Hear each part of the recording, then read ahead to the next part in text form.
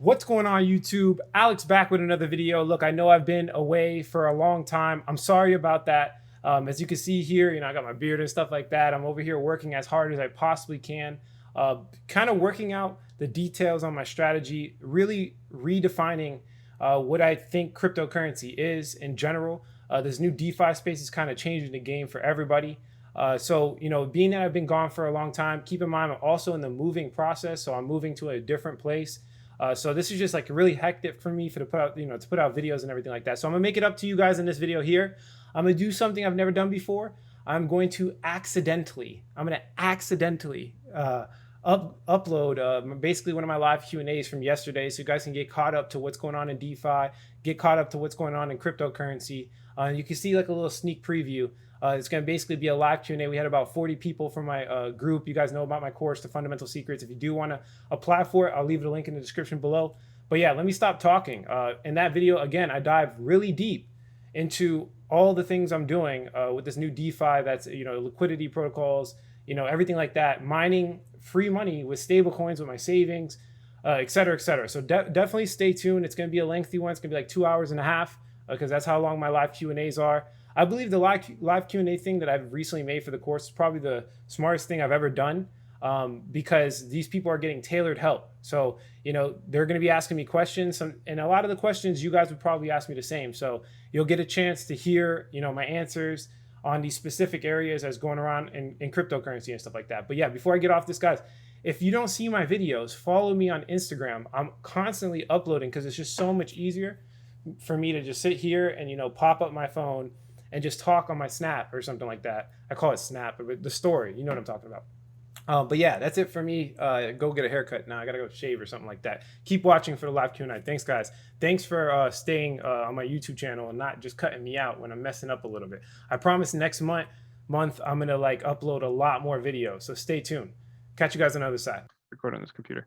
Yeah, the people with money, they're safe with Bitcoin, right? Okay, so if you guys watch the course, there's like a specific tipping point in Ethereum's history where Ethereum kind of rolled back the blockchain, and that was like a very fundamental thing. And as well as you got to understand, Ethereum has inflation built in, so it's kind of like they make proposals. The miners, they come to an agreement on how much new ETH should be, put out into this world, right? And the reason why they do that, and it's understandable, is because they're trying to use utility on the network. Okay, it's really important to understand that point right there, because they did two things. They have inflation that's different from Bitcoin, and then they also have the fact that they rolled back the blockchain.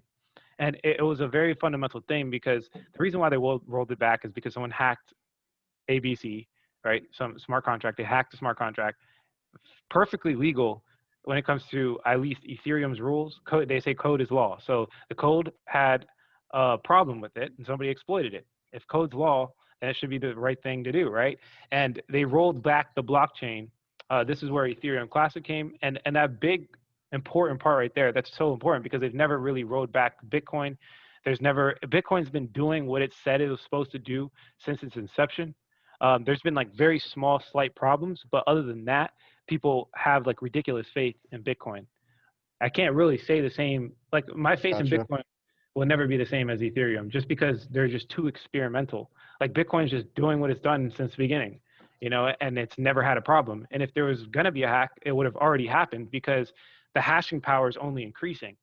So if there's an exploit of Bitcoin, it would have happened in its early days, and it kind of did a little bit happen. We talked about that already in other live streams.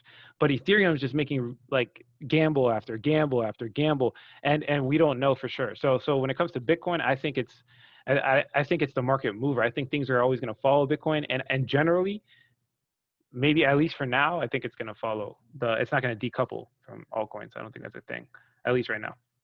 You got to understand, 95% of the market speculation. Yeah, I was just kind of curious because I keep, everything is tied to, crypto is all one big group. Yeah. And it seems to me it's just like in the stock market, every company is different. They're not tied to any other company. At what point does crypto start to separate and the winners start to take off regardless of what the rest of the market is doing? Well, we see that in certain situations, that's primarily what we do. But I mean, yeah, you'll see it kind of rebounds back to Bitcoin. So it's You're right, man. The whole market, it's all 95% speculation. Everybody's speculating and stuff, and That is true. there's no real products being built. So it's like, okay, it's probably going to stay the Bitcoin's price. I mean, the reason why people are buying these coins in the first place, I mean, I'm pretty sure every person's reason in here is because they just want to make more money, right? Not because they have a product they want to use, right? Exactly. Hey, going back to the whole Ethereum when they rolled back the blockchain, you were saying in the video that it was the DAO that got hacked and not Ethereum, not the actual Ethereum blockchain. And you were saying something about they should have let it play out, like Bitcoin would have let it play out. Can you like further elaborate on that, or? Yeah. So basically, the whole premise of like decentralization is that they made something, everybody audited the code, everybody looked at the code, everybody understands what it is, and from there on out, it's supposed to be just no one touch it. Like there's not supposed to be a centralized entity that can control it. That's the point of decentralization, is that one person cannot control it, right? So when they rolled it back, all that meant is that the entities that controlled Ethereum use their power to do it. And they used their power to do it, and they rolled back the blockchain. Now, the reason why I say should have let it play out is because they would probably restored in the long run a lot more confidence into the people that are in Ethereum, even though they probably overcame that, but because just pure utilization of Ethereum is ridiculous, like people are just using it. But I would say that like if they would have just kept it going, it would have been more decentralized and more of like the crypto nature, and the whole reason why cryptocurrency is like popular. It would have stayed true to that vision. But instead they rolled back the blockchain. They got the hacker. They took the funds from the hacker, and now we know that there could always be a rollback, right? There could always be some type of rollback to happen again in the future. So that's like the only thing I meant. Like you have to just know the difference. Like one is just like super like sovereignty. Like it's just like there's nothing you could do. Bitcoin's Bitcoin, and there's no entity in the world that can stop it. But then one's Ethereum, which is like it's using the technology and it's great and an innovation and amazing, but people will control it. They will control it. Yeah, that was the best way. Okay, that makes sense because it made sense. But I see both sides. It's like they rolled it back to catch the hacker. It was $50 million. Yeah, which is probably a lot more today. I see the other point too. Yeah, there's a lot of scams. I mean, I don't know. Maybe I'm not the guy. I'm not like I don't own Ethereum, like a node or anything. Like I'm not that guy to tell you like if what they should have done and shouldn't. No one can really say that. But I would say that they didn't stay true to their vision when they did it. That's all I would say, because they boast like code is law, code is law, code is law, and then they have like this whole meme culture now in DeFi, specifically under Ethereum, where it's like I'm the alpha, and the alpha will do something like, okay, it's weird, but like these coders are doing like something called like alpha, and when they would put that out, it's like they did some like coding hack or some type of like trick in DeFi, and it's kind of like a show off thing. It's like this is the new alpha because this is the new code is law, right? Like in the real world, the alpha, like what do you guys think of an alpha? Like a swole guy that walking around kind of like doing bullying people. That's what they feel like they're doing in Ethereum right now. That when they do some type of hack trick, that's like the game. There's like alpha, right? So that's like the whole general consensus of what's going on. And when you guys buy coins, essentially what you're doing is you're betting on coders. That's all you're doing. So this is like the new culture that's arising, which is basically like, it's almost like fantasy football, but we're watching coders. That's like the best way to put it. Like we're watching coders and we're looking at their attributes and what they've done in the past. And we're actually even getting down to the point where we're watching transaction addresses to see where they're putting their money at, to see like what they've done before. Go ahead, Justin. Oh no, in regards to that brings up another point I want to ask you. I was like dying to ask you this. So like Uniswap, Metamask, and a lot of these exchanges, I've noticed that I've heard on YouTube that there has been a presence of fake addresses posted. Like for example, I went in on that stupid Bido thing, which went ICO. Well, if you go on Uniswap right now, you type in Bido, a ticker will pop up, but it's a fake address. And so I'm trying to understand why they're doing it. Are there bigger entities trying to take it down, or like what's? They're tricking people to send money to the wrong place. So they'll put like, they did that. That's why if you guys saw YFII and it took off and then people were asking about it and I was like, yo, that's a scam. It's because originally we thought it was a scam. Like these guys just took Wi-Fi, made a copy of it, and they were siphoning funds from people that just didn't know how to handle Uniswap. So in some cases, it could be a copy of BiDAO because they're going to do some type of cool innovation. But in other cases, and 99% of the time, it's just guys trying to take your money. That's what it is. Okay, yeah. So I was just gonna wait till the actual website posted when they were gonna have their official address and all that good stuff. So Yeah, just wait for the official address. You can find them on Etherscan. I mean, like just credible like blog posts. Like, you know, sometimes I would say 99% of the time the creators and the people, the team you can find it through them. Just like follow their posts and look at what they're posting and see, or go to like their Telegram group or something, and they'll have like an official like contract address. perfect. What's that about Wi-Fi? Oh yeah, the Wi-Fi too. We thought it was a scam at first because it was just a complete copy. Okay, so that we're living in this new culture where everything's open source, right? So it means that like I have work that I did and everybody can see it. So that means that everybody can copy it, right? They can just copy it and change one thing. So like it's like this new culture that's happening is where you have like the originals and then these duplicates that maybe change one minute thing. And the problem with that is that they could change little things like, for example, having a minter key. They can change that one thing and basically have the power and control to basically mint as many coins as they want, right? They can take advantage of you in that case. So just keep in mind, like it's a great as an innovation tool because people can just like watch it, but at the same time, it's like a double-edged sword, all right? Hold on, let me see. Is Wi-Fi 2 scam? Right now, from what I'm seeing, it doesn't look like a scam. It looks legit. I'd rather have my money in Wi-Fi, the first one, 110%, it's the original. But I will say that originally I thought it was a scam because it just kind of looked like a scam. Yeah, I'll go for, if you have Wi-Fi 2, I mean, you probably already made money. So I would say get out and get it to Wi-Fi 1. That's what I would do. Wi-Fi 1 just has the big people talking about it, investing in it, et cetera, et cetera. So what's up, guys? How's everybody doing? I was just rambling. How's everybody doing? How you doing, Harley? Good. All right. Oh, So, general consensus on market sideways action. I mean, the one big news I saw was Gemini Exchange is like the first U.S. bank now. That's like crazy. That's like insane. I've heard of a multitude of things, really. I mean, decentralized protocols are being built consistently and like at a rapid pace. So we're finding new tools of how to find them before everybody else does. Sorry, I'm in the clear. It's kind of loud, Alex. Have you seen the article where the Ethereum developers said ETH can launch in November? Yeah, so they're rolling out parts of the Ethereum 2.0. They say, I don't like listening to what they say because they never follow up with it. So, I mean, yeah, I just say it's going to happen soon. And that's why I have a whole bunch of ETH, right? I can't put a date on it. Any questions? Any specific questions before I go and just talk about what's going on in crypto and what I see? Alex, do you think the market's gonna dump a little bit more, or? I can't make that. I can't do. I don't know. No one knows. No one knows. If they claim to know, they're lying to you. I'm telling you. Like I'd rather say I don't know because it's just because then you could prepare for that. But if somebody's like, yeah, it's gonna dump, and then you go and sell your crypto, and they're wrong, you're screwed, right? I can't give you a definitive answer on that. I mean, this is not a pullback. Like, I mean, if you guys are watching what's going on, it's like a normal day it should be like a normal day. It's like a normal day for me.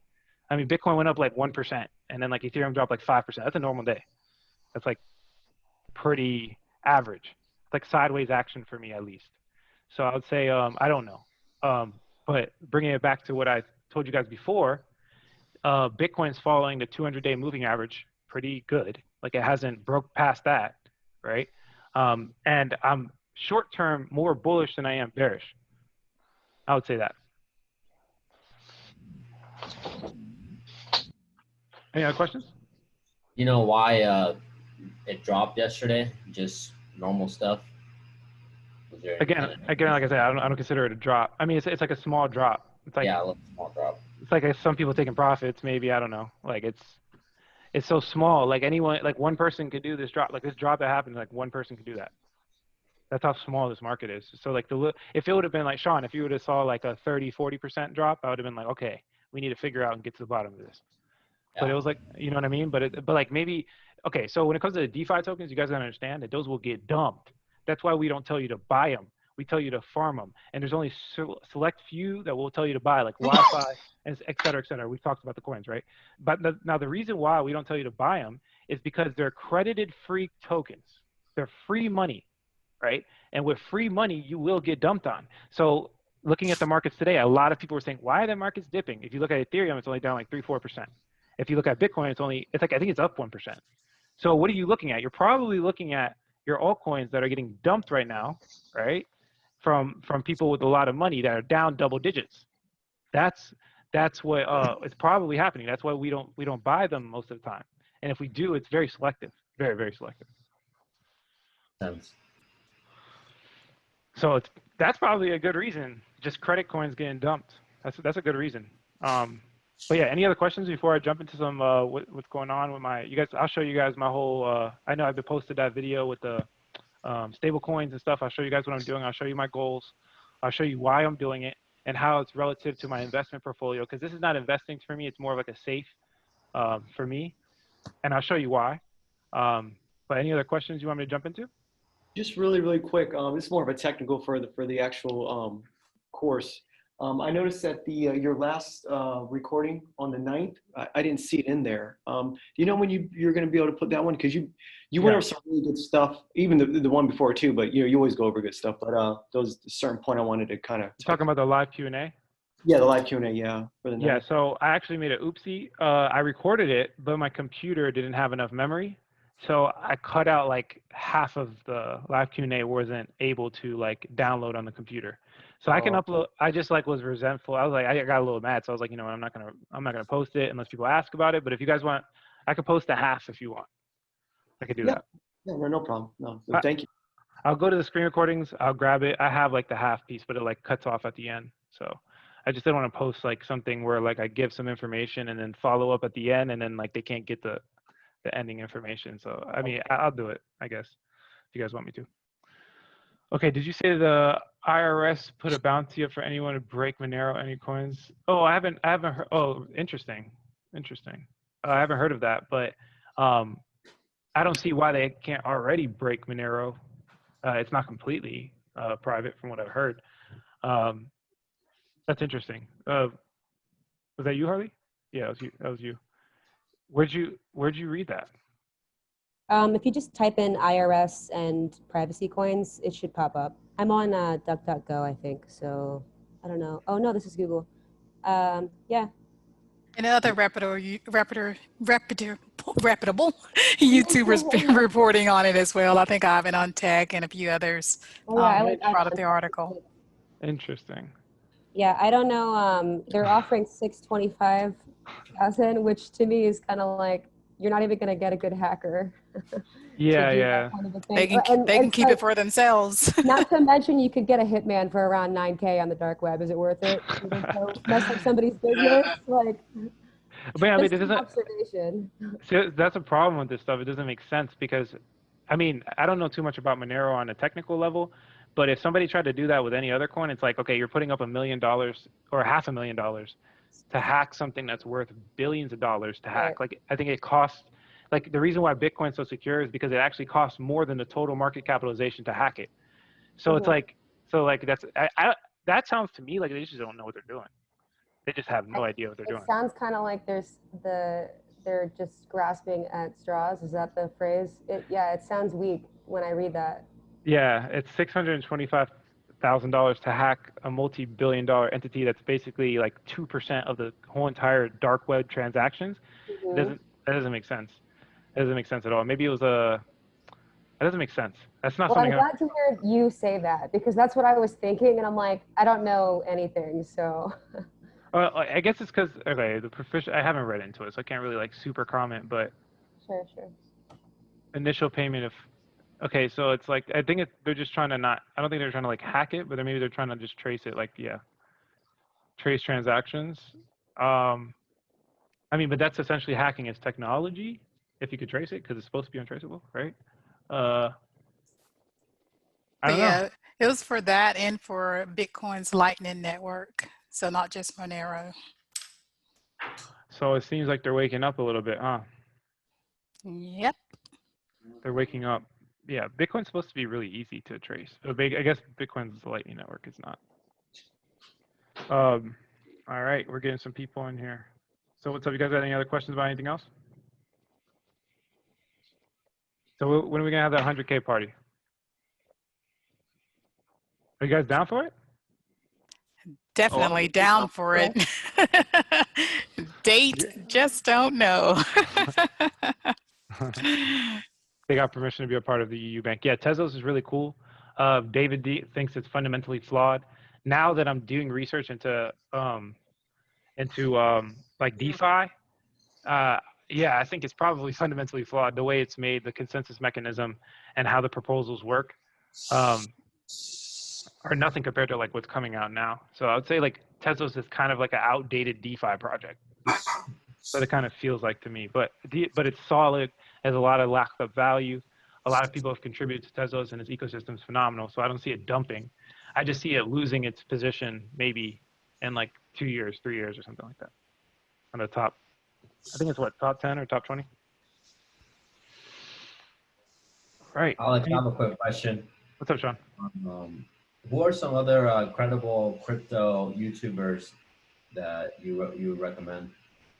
Personally, I don't watch too much, but I would say if I were to like pick some, I like them for different reasons. So like I like Chico Crypto because his investigative research is ridiculous, and I'm pretty sure he hires a couple people to do that. So like I don't have the resources to do that. So he gives like some really cool insight. And then I would say that Data Dash is really cool on a macro perspective. It gets kind of boring and repetitive, but that's why I don't watch them too much. But like if there's something cool that comes out, I'll watch Data Dash. Another guy I would think it would be good is I've been really getting into like DeFi Dad and the DeFi channels because it's very hard to understand. So a lot of times you don't want to be wrong with the transaction fees because it could be like $150 for transaction fee. So I've been getting into the DeFi YouTube channels for tutorials basically, and then another guy that I think I don't really watch, like I know people like watch like the TA channels and stuff. I don't really watch TA channels. I just do like my own TA. And then I know there's another guy I've been watching here. Let's look at it right now. DeFi trader. Yeah, David. I mean, he gives me the personal help, so I don't really watch his channel too much, but I critique it. Let's see what we got here. Is it Burrell? Who? Coin Burrell. Oh, Coin Bureau? No, I don't watch it. It's too boring for me. I just can't sit through that. I read. Okay, so like what happens is like I know where these people get their information from, and all they do is they do what I do. They go and they read it, and they make like a report out of it. So like it's just much easier for me to go read it than to watch them. There's actually a new. I've been watching a lot of subscriptions. Let's see. I'll tell you right now. Actually, that's a good question because I feel like looking into this stuff is I mean, YouTube videos are really good because it's like really up to date. Hold on, let me see.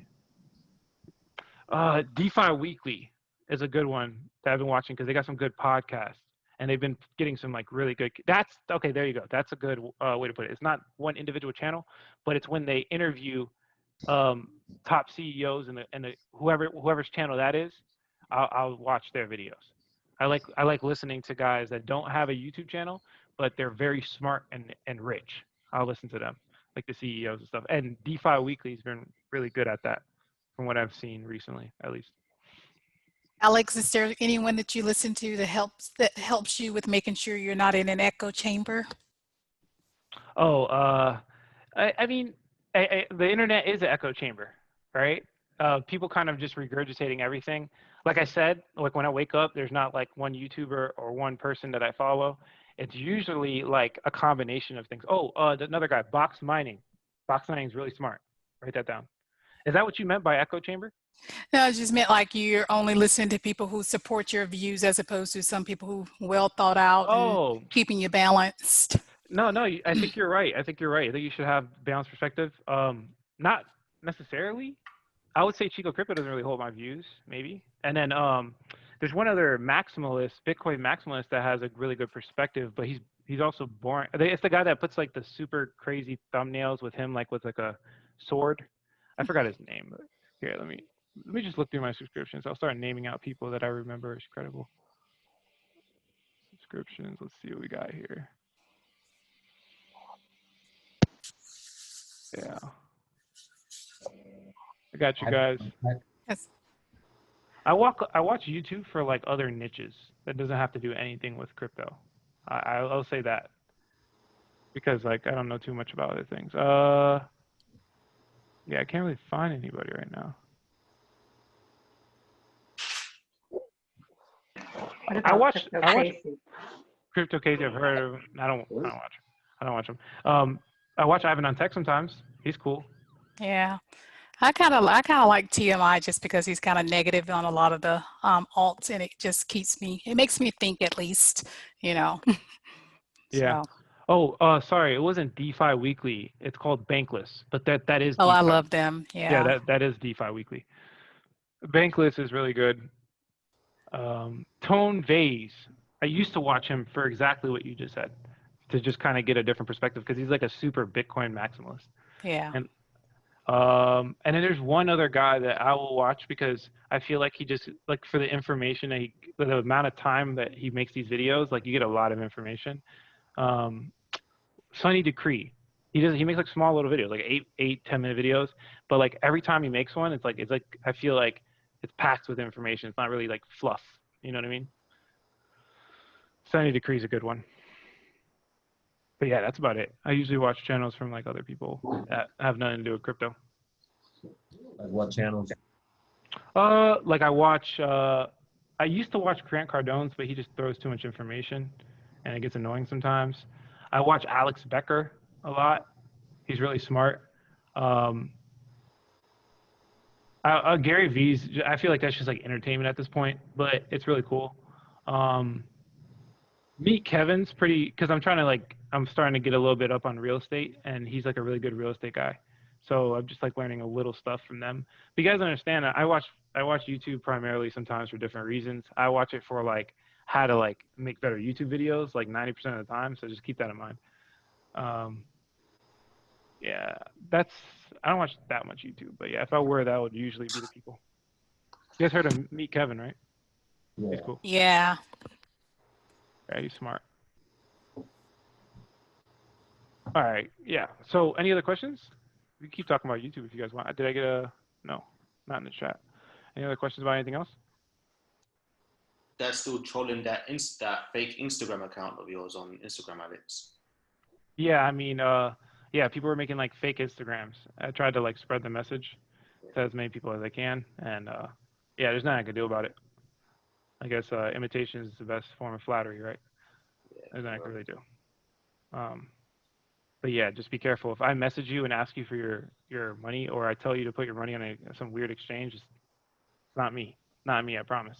Just make sure you read my name and make sure it's spelled right. Go ahead, Justin. That is a question I want to ask you. Do you share the same information? I mean, but when we first met, you said that you share most of your like principles and everything on Facebook, but more of like personal and stuff on Instagram. Am I right, or did I? Yeah, it's mostly like my friends that I've known from like high school, and maybe some people I've met along the way are like on Instagram. So like I'll show like my back life, but I don't everything I share on Facebook. I mean on Instagram will automatically actually get posted to Facebook because it's like I have the automatic sync thing.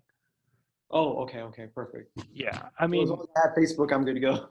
yeah, the Facebook's fine. I like to see your personal life too, but it's like I really don't know. I really don't get on Instagram. Yeah, it's like Instagram for me, it's really easy because it's like right there, and I can just press a button. You know what I mean? But Facebook is like I feel like I'm more like strategic with the Facebook because I have a lot of family. Alex, what's up, buddy? What's up, man? How you doing? I'm good. Oh, it's Kelvin. What's up, man? How are you? Doing good. Yeah, I see Kelvin all over Facebook. You guys follow Kelvin. You got some good stuff. I've been in the gym developing my correction muscles. That's hilarious. I got being in this space, you know what I'm saying? We gotta keep everything. Like I got wrecked when the dump came, I lost like 15 grand. You know what I'm saying? But I wasn't doing what you said. So I own that. But you know what I mean? But my correction muscles, like this, like the gym, I'm in my development stage. You know what I'm saying? It didn't body me, but my correction muscles, I'm good. Again, I greatly appreciate everything you do. I'm following you everywhere. You know. Appreciate it, man. Absolutely. I mean, it sounded like he was joking a little bit about the correction muscles, but it's actually a real thing. It is a muscle. It is real. It is. Yeah. Like the first time you get wrecked, you will feel it. You won't sleep right, and you will be moody. But after that, it gets easier and easier. It gets really easy. What's correction muscles? So like when the market corrects, when the market does like a dip, like how good are you? When it big dips and you're way out in the water because you're chasing, you're way out of the water. Yeah. But again, it didn't body me, but I learned my lesson moving forward. You know what I'm saying? Like, I know it's gonna come back. You know what I'm saying? Like, but again, I wasn't following the directions. Yeah. So I own it. I own it. Learn from your lesson. Learn from your mistakes. Yeah. Absolutely. We've all been there. I bought. Can I ask a question? Heard about it. It was like $17,000, and I was like buying a bunch. I bought like $350. Wow. That's gone. Yeah. I got a question. Yeah, go ahead. So my my percentages got off kind of by accident, and it's my fault, but I was 50% Bitcoin. And then the other day I bought Wi-Fi trying to get in before it went up, but it threw my percentages off. And I didn't really think about that ahead of time. So now I'm not 50% Bitcoin. So should I just wait this all out, or, or should I take a loss on some of the altcoins to go back to 50% Bitcoin?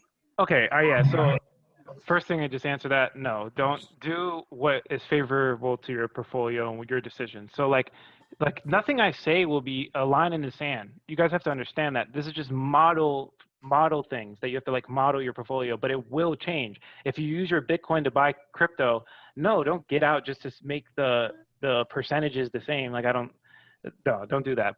But if you want to take some profits in the future, and it happens to be that it bounces out to 50% Bitcoin, then that's the way you go. But don't, you know what I mean?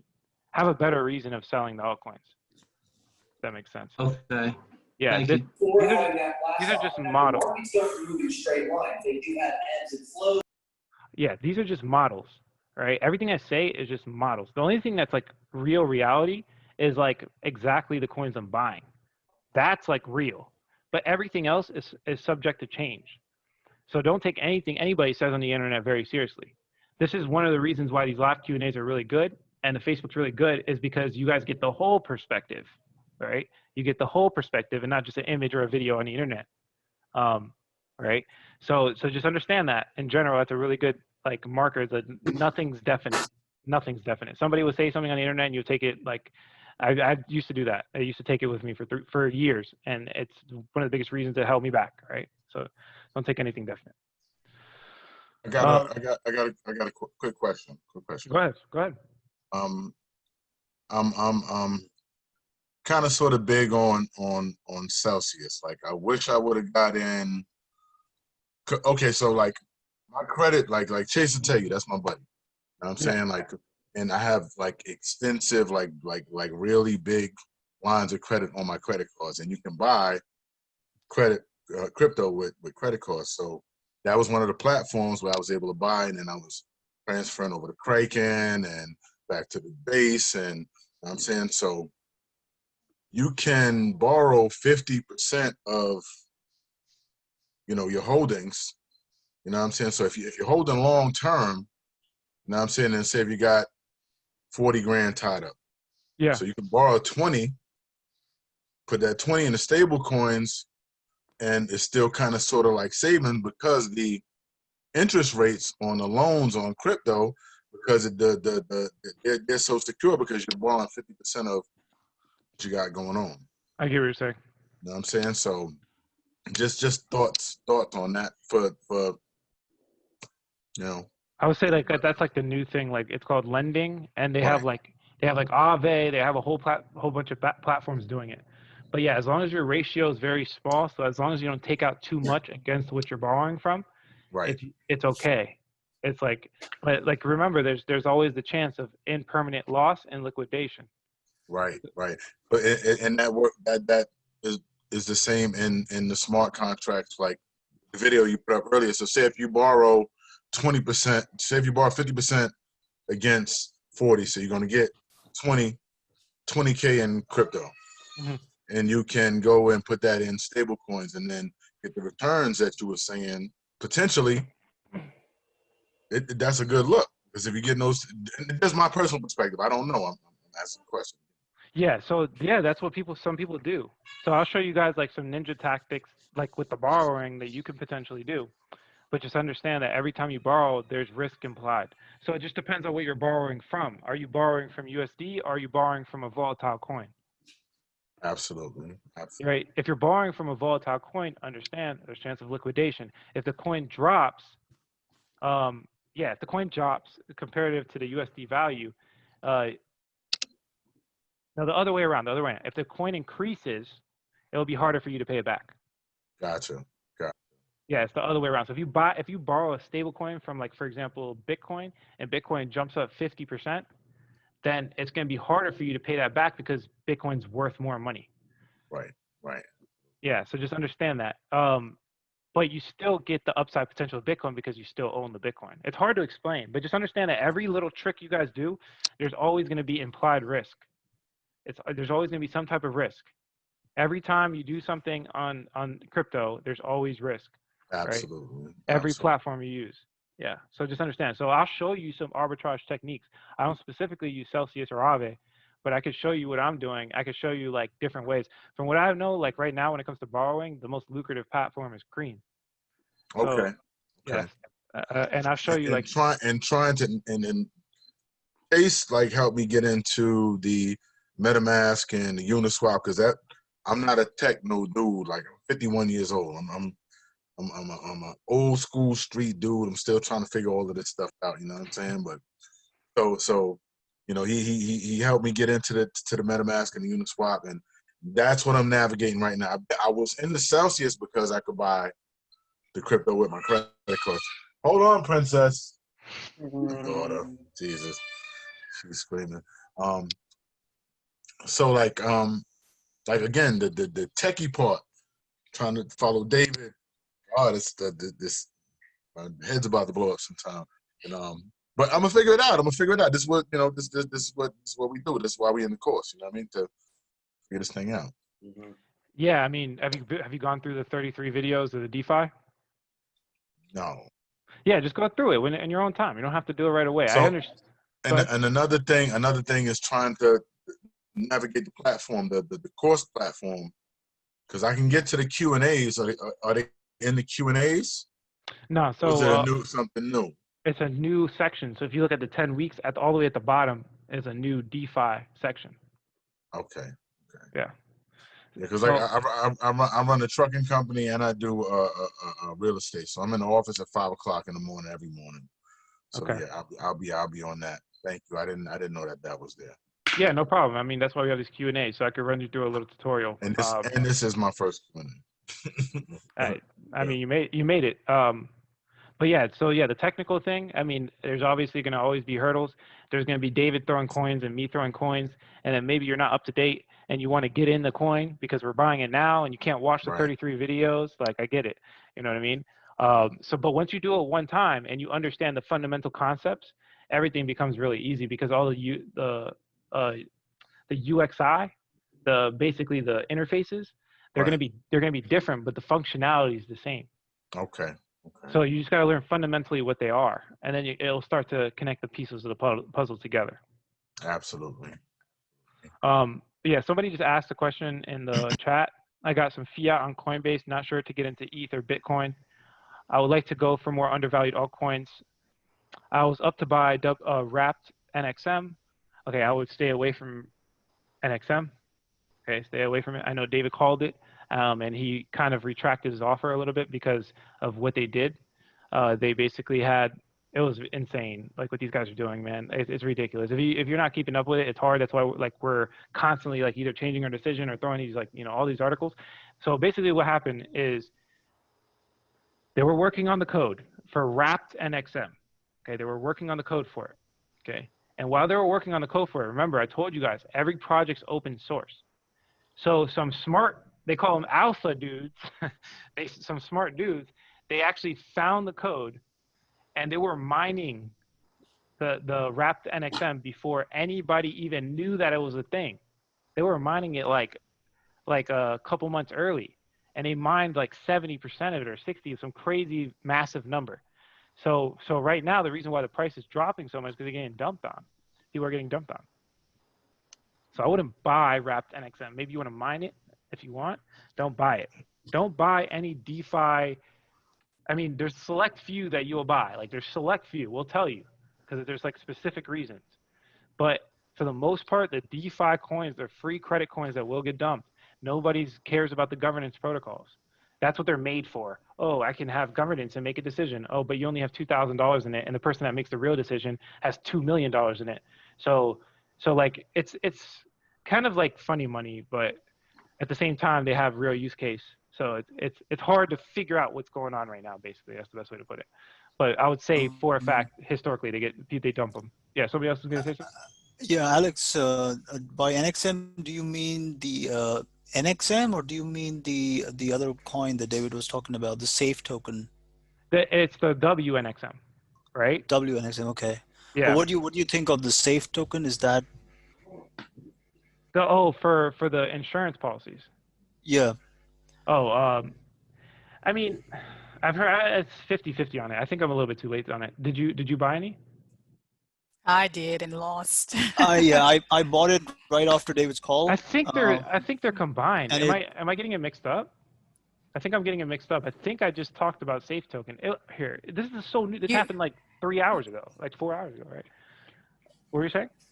No, I was just going to say, yeah, if you invest in the Nexus, whatever you call it, the wrapped Nexus, and then if you stake it, then you get the safe token. Or of course you can buy it outright, but Okay. I just staked it. Yeah, so I was right. So they're both the same thing. Essentially, they're like combined with each other, and somebody basically gamed the system and has a lot of the supply, and you can get dumped on. So just understand that. Yeah, I was right. It's so crazy. These protocols are like something just launched like literally before I got on this call. Some like revolutionary new exchange that just came out. Like I can't even explain that to you guys right now because it just literally came out. But supposedly it's supposed to be like really cool. But yeah, other than that, before I jump into like what I have here, you guys have any other questions about anything else? I have a question. Go ahead, Sharon. Well, I'm having a hard time keeping up with all the DeFi. I mean, it's fascinating to me, and you guys are way ahead of me because most of you are millennials, and I'm in my 60s. But but I'm trying, and so two things. I was looking at your video last night, trying to look at the curve thing and whatever you were telling us. It was a little blurry, and you're talking a little fast. And yeah, I'm sorry. I couldn't. I looked at the on my phone at the curve, and it didn't have the same, and I just couldn't do it. I was too tired.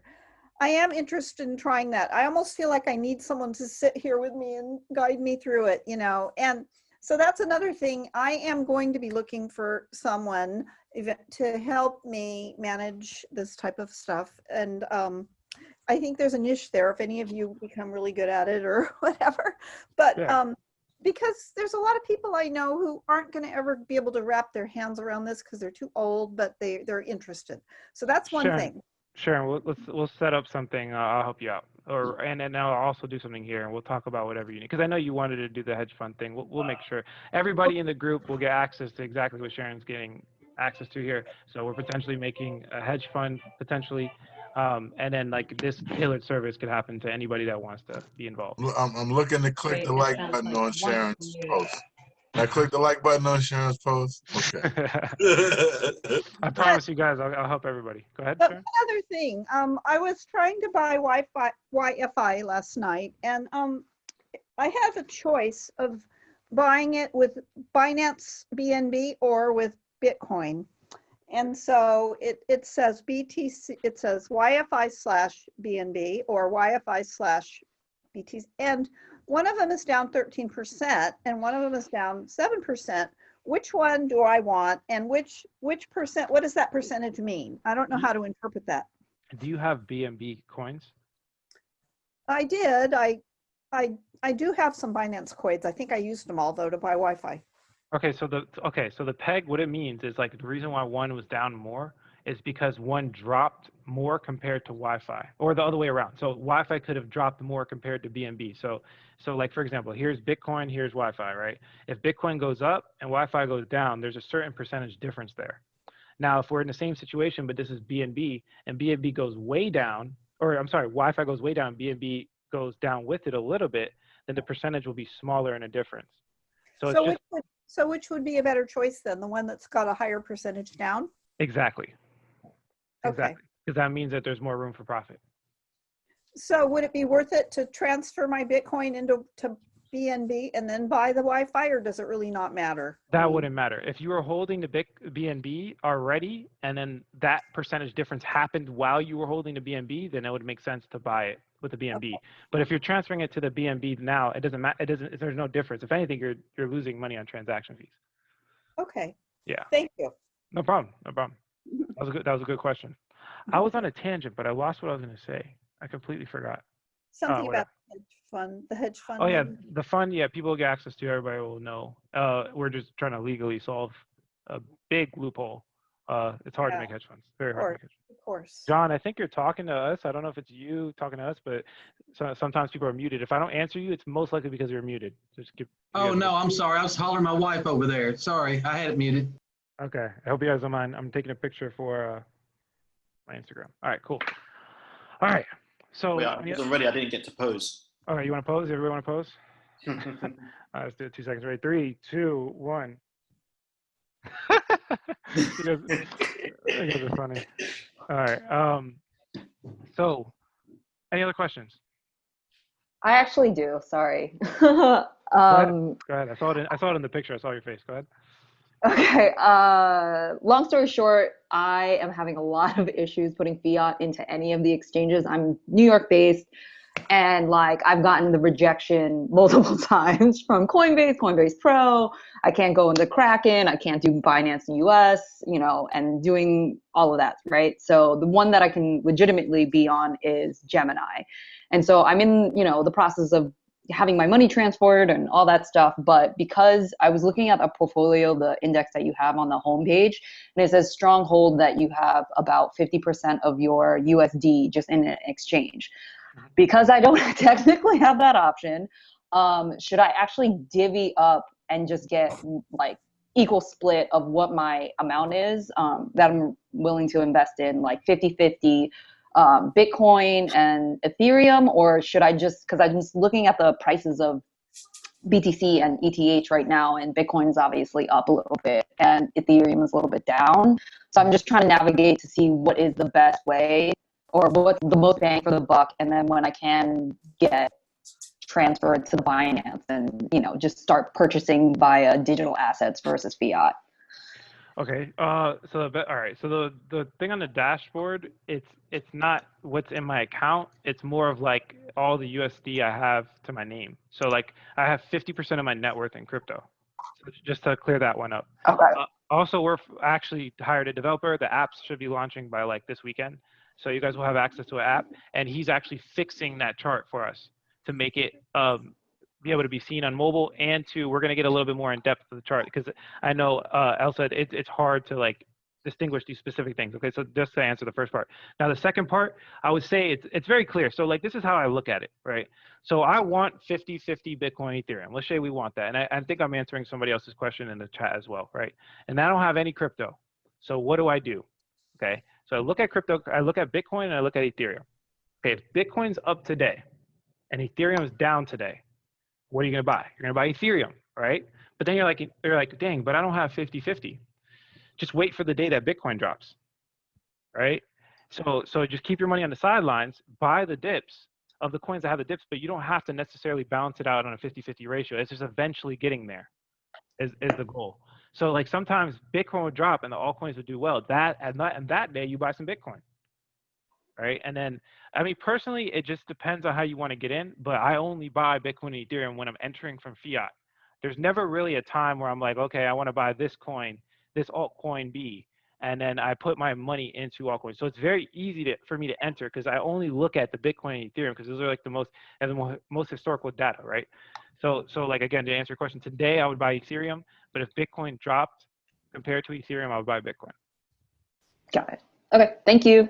And I heard Gemini Standards is rock star. They just got the first bank and cryptocurrency, and I am going to make a Gemini account today. Yeah, it's really cool that they did that. It's actually insane. And they're adding DeFi tokens on there too. It's insane. Their customer service is really good too, by the way. I mean, you know, I feel like their system is a little too simple to where like stuff is like, how do you make a transfer? Because it's just such a simple site. Yeah. But yeah, I mean, anytime you have a question, like Coinbase takes a couple of days, seems like, but they're like right away, they answer any questions. So do they have did they make like an IPO? Does anybody know that? I don't look too much in stocks and stuff, but they might be Coinbase. Coinbase is the only one I heard that's going IPO in the future. Okay.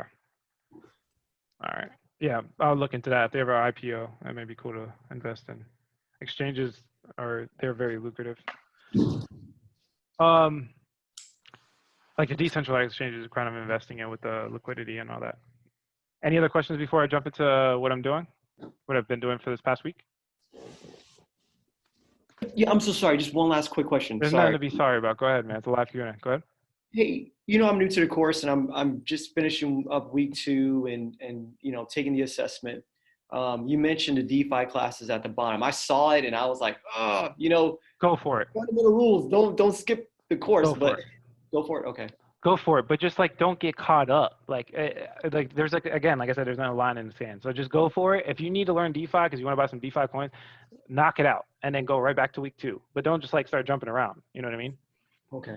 Yeah. So just go for it. I would say like the only thing I would want people to do in sequential order would be like week 1 through 4, and then I would say do 4 through 7. In sequential order as well. Like I would say in general, that's what you want to do. But if you go through week 1 and 4, it'll give you like the foundation. And then if you jump to the DeFi, you can learn how to buy stuff. Like, so it might be, we just didn't want to put it in a week. We just wanted to make its own section. So just because it's at the bottom doesn't mean it should be like the last thing you do. If that makes sense. So yeah, the week 1 through 4 is like the foundational, like basic stuff. And then there's research principles. If you're not researching and you're just trying to take our word for it, then go to the DeFi part because you got to learn how to handle MetaMask, right? To take our word for it. But then if you're trying to research, make sure you get through week 4 through 7. You know what I mean? Thank you. All right, no problem. Any other questions about anything else? I have a quick question. Go ahead, Sharon. If I use MetaMask to move money over to that, I forget the name of it. It was this exchange that David, whatever, and so this money is sitting on this exchange. And do I have to use the same MetaMask account to get it out of? I got to remember the name of that. It's Loopring. And it's a strange exchange because you don't even create any kind of profile there. So to get that money that I put in there out, do I have to use the same exit place, the same MetaMask account, or could it be a different one? It depends on what you did. I haven't used Loopring too much, so I can't like specifically comment, but like, okay, so if it was like Binance, then, all right, let me just look at Loopring. So I could just, okay, yeah, so Loopring is like a regular exchange. I know what they do, I just don't know.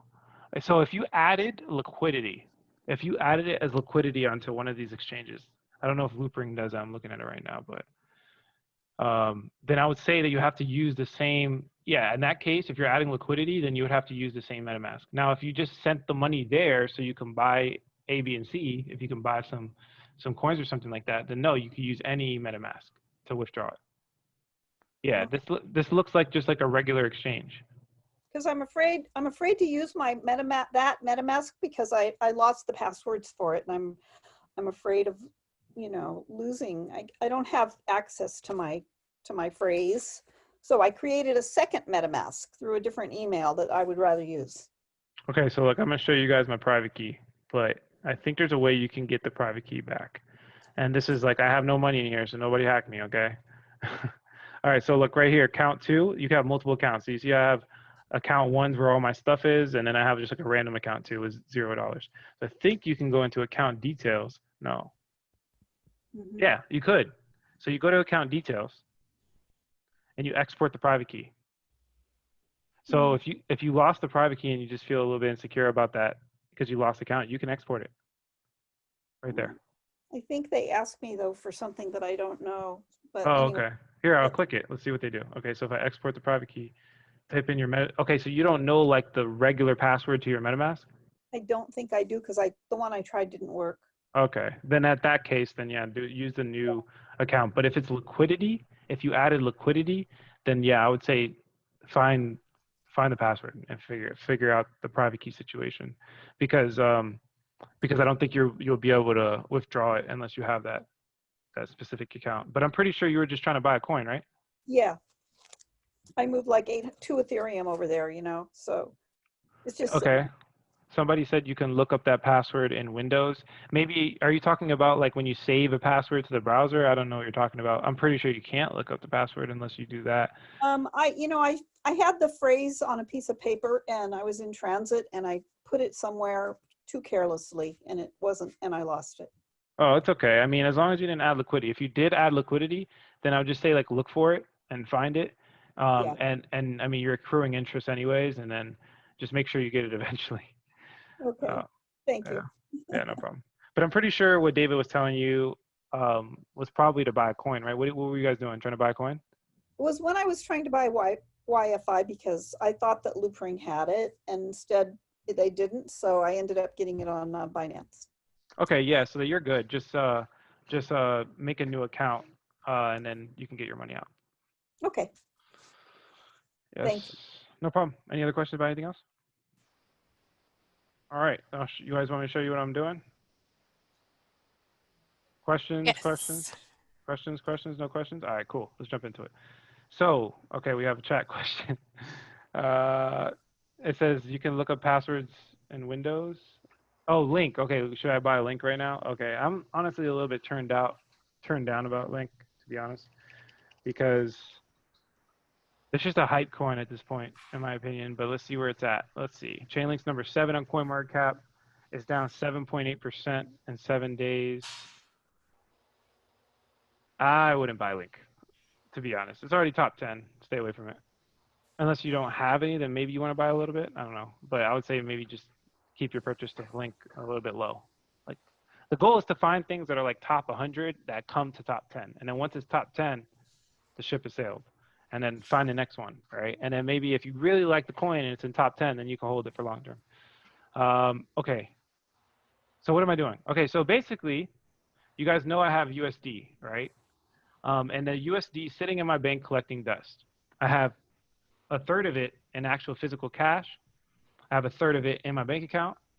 And I have a third of it now in stable coins, right? I've always had a little bit of stable coins.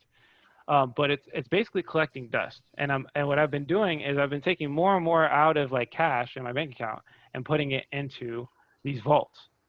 Okay, so I'm trying to explain these vaults on a very basic, like Alex explanation level.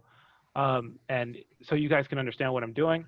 And then if you guys have questions along the way, I want you to stop me because I'm pretty sure everybody has the same question. Okay.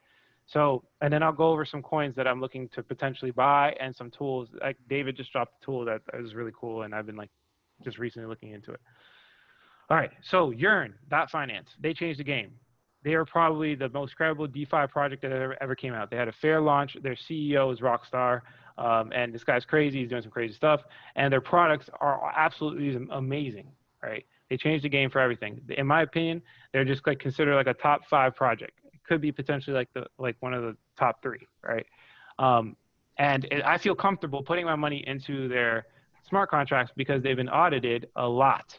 They've been looked at by a lot of people that are way smarter than me, and the chances of smart contract failure are low, right? So the reason why I'm using stablecoins specifically is because of impermanent loss. So I've told you guys about this before. If you put in a regular volatile asset like this, and the price of the asset decreases, then that basically means that you're going to lose you're losing your money, not only the value, but actually losing the coin itself because you're providing as liquidity. Okay, so it's basically a double loss. It's like, think about it like that. When you leverage up, you double win. When you do something like this, you're leveraging down if the price goes down. So it's like a double loss, and you lose double the amount. Just look at it like that, even though that's not technically accurate, right? So these vaults are different because if you notice, I'm depositing a stable coin. right? So the important part about this is that when I say I have a certain amount of crypto, this is not an investment for me. This is not an investment for me because there's very little risk, in my opinion. Very, very little risk. Okay, this is like a savings for me. It's like a high risk savings. So let's categorize some things. So if I would say a bank account, right? A bank account would, to me, would be like a 2 out of 10 risk, right? Because there's always a chance of there's a run on a bank. You know, I don't believe too much about like the current traditional banking system. So I'll give it like a 2 out of 10 risk. If I were to look at buying Bitcoin, to me, that would be like a 6 or 7 out of 10 risk because it's a really volatile asset and we could be wrong, right? If you were to buy gold, gold would be like maybe a 4 to 5 out of 10 risk because gold is just like stood the test of time. You know, the value is increasing over time and the current market conditions will say that gold potentially will go up with Bitcoin, right? Now, this to me is basically close to like a 2 or 3 out of 10 risk, right? Because the only risk you're really taking are two parts. You're risking the fact that DAI will stay pegged to the dollar, and you're risking the fact that these pools will hold up on attacks from hackers, right? It's called smart contract risk, okay? So I'm just gonna give you guys like exactly what I did. So this is Yearn.finance, and these are vaults, meaning the vaults don't pay you governance tokens. They pay you the actual token you're depositing, right?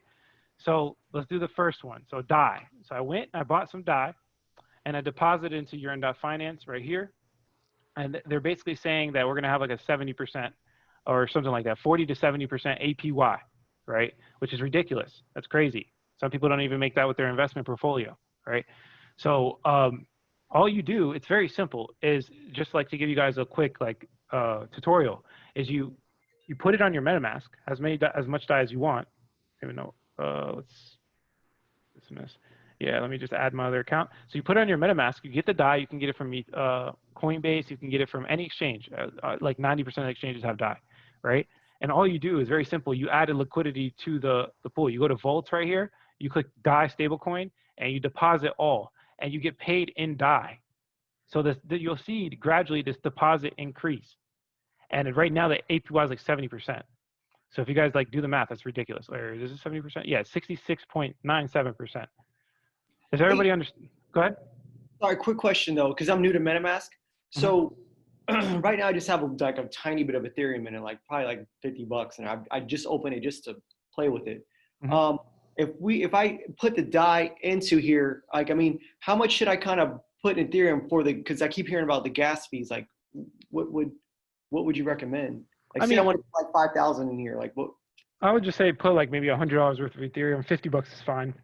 I'm sure you can get away with like 1 or 2 transactions with the $50. But yeah, I just usually put like you can see here like maybe $300 or something like that. Like easy. Like I'll put like 1 or 2 ETH, and then like I'll just leave it in there, and I guess that gets eaten up by transaction fees. And then sometimes I'll use it to buy something. So it just depends on how many transactions you're going to do. Just understand that some of these, depending on which platform you're getting in, it could be anywhere from $10 to I paid yesterday.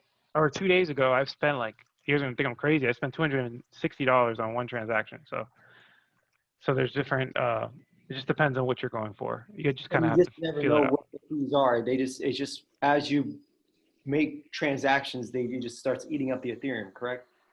Yeah, I believe David had a website, but I mean the website basically did exactly what MetaMask does. So I didn't really see the benefit of it. But basically, like when you do the transaction, it'll show you like an advanced tab.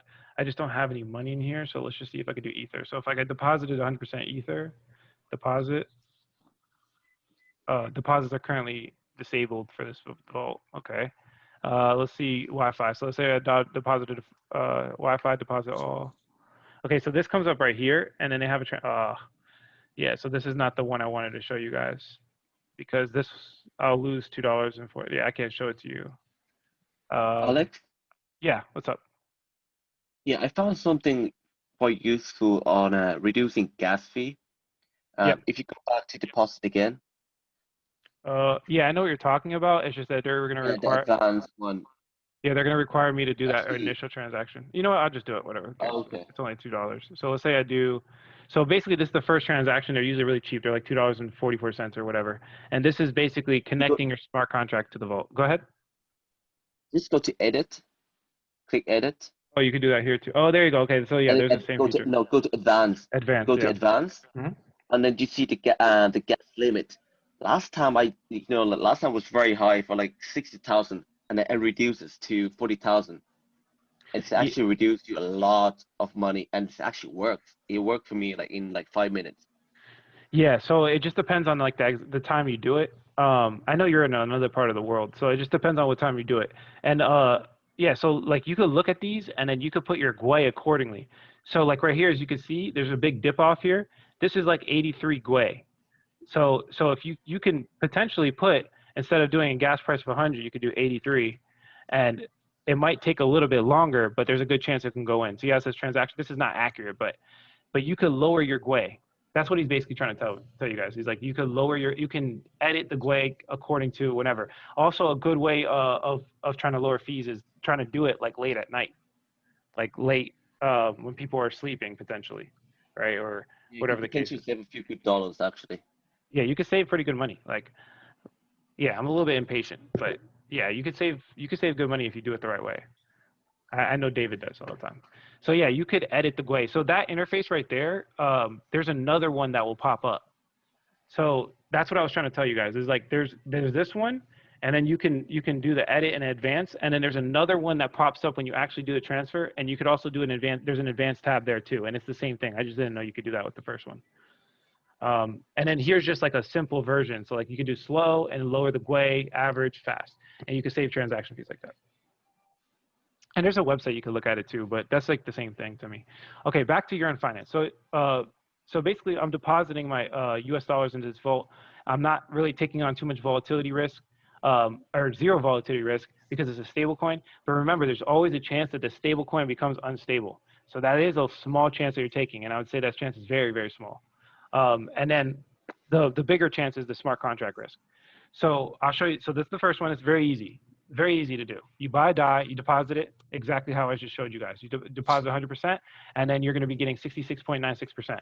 Now, this one right here is a little bit different, and this one is going to require a little bit of tutorial, and then I'll show you guys. Appreciate it. Let's mute them. All right, so this one right here, it's basically, if we look at it, they're asking for Y curve. Okay, so if you guys know what Y curve is, it's basically a smart stable coin. Okay, and this smart stable coin you can get on curve.finance. This is like the big innovation for Yearn that they created, is they created this mechanism, right? So curve.finance basically tries to make the stable coins as close to the price as it possibly can. So DAI right now is worth a little bit more than USDC, and they try to basically minimize the transaction difference so that when you move a lot of money, you're not losing too much when you're supposed to be getting the same amount, because it's from stablecoin to stablecoin, right?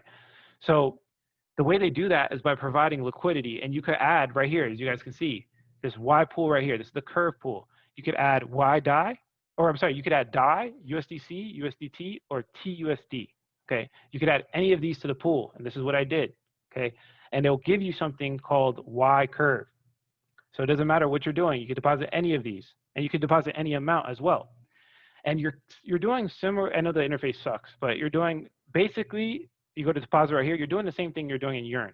You're depositing your money into this liquidity pool, and they're using your money to solve problems, right? So let's say I had, 100 or 1,000 DAI right here or something like that, right? This would be in your Metamask. I hope everybody's following me. So this money's in your Metamask. It could be any of these coins. You could either use the maximum amount of coins available, whatever the case is, and you deposit it into this pool, and they'll give you something called Y curve. And this is how you get into this other pool here, right? So they're asking in this case, what are they asking for? They're asking for Y curve, okay? So you could deposit Y curve into here by doing that. Now, what the Y curve is, like I said, is an accumulation of the different stable coins. So it's like a smart stable coin. So the risk you're taking, what risk are you taking, Alex? You're taking the risk of the first smart contract risk, which is curve.5, because you're depositing your stable coins in there. I would say even before that, you're taking obviously the risk of the stable coin being stable. Right? Is the stable coin going to stay stable? If it doesn't, you can get in trouble, right? You can lose money. Then you're taking the risk of curve.fi, which is legitimate and verified, which is okay for me, because I know they've been basically audited like 100 times. They're like really good, and a lot of people invest in them. They're one of the biggest when it comes to time lock value, right?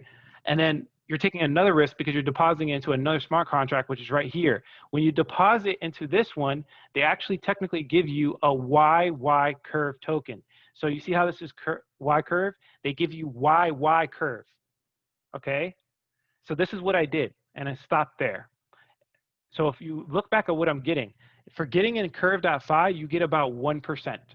Okay, and this change is very small, but from what I understand, look right here, they don't really say it. I just know that off the top of my head because everybody talks about it. But yeah, you're supposed to get about 1% for depositing in this pool. And then when you deposit into the second smart contract, you get about what we saw there, which was 74.81%. So in total, you get about like what, 75, 76%, right? But remember, you're taking two smart contracts. Now, David was showing me some other stuff, and people do this all the time. I don't recommend it because it can get a little bit crazy. It's basically called capital efficiency. So like a new thing that's going on is obviously we all know about Cream, right? So if you go to the app, remember I told you you're supposed to get YY curve, right? Look, YY curve. Here's my YY curve tokens, right? So Cream.finance, I connected it to my MetaMask, and in my MetaMask, I know it doesn't show it, but I have YY curve in my MetaMask, right? And I could technically deposit it in here, my YY curve, and basically get 0.05%, which is nothing. But that's not the point. Okay, the point of reason why you would do this is because you could take a loan against it, right? You can borrow against it. I don't know the exact ratio. I forgot. I think they don't even put it on their website. But like if you put in like $5,000, you could take out like 3 or 4 grand as you could take basically a loan against it, right? So what people are doing is they're getting this 0.05%, right? And it gets paid out in Cream.finance, and then they're taking loans against it. They're taking loans against it, right? So let's say I put in 5 grand, I come over here, and they're borrowing against it. And what they're doing is they're borrowing like USDT or a stable coin, which is the smartest route to go. Okay, so technically, if I were to put like 5 grand in, I can borrow 4 grand, and I only have to pay 18.43%.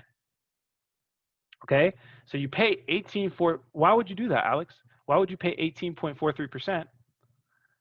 Because you could then take that $4,000 and then put it into something like Harvest.finance, and yeah, and then get like, this is a bad pool, but like if you were to borrow, like for example, like this before was great, like it was amazing.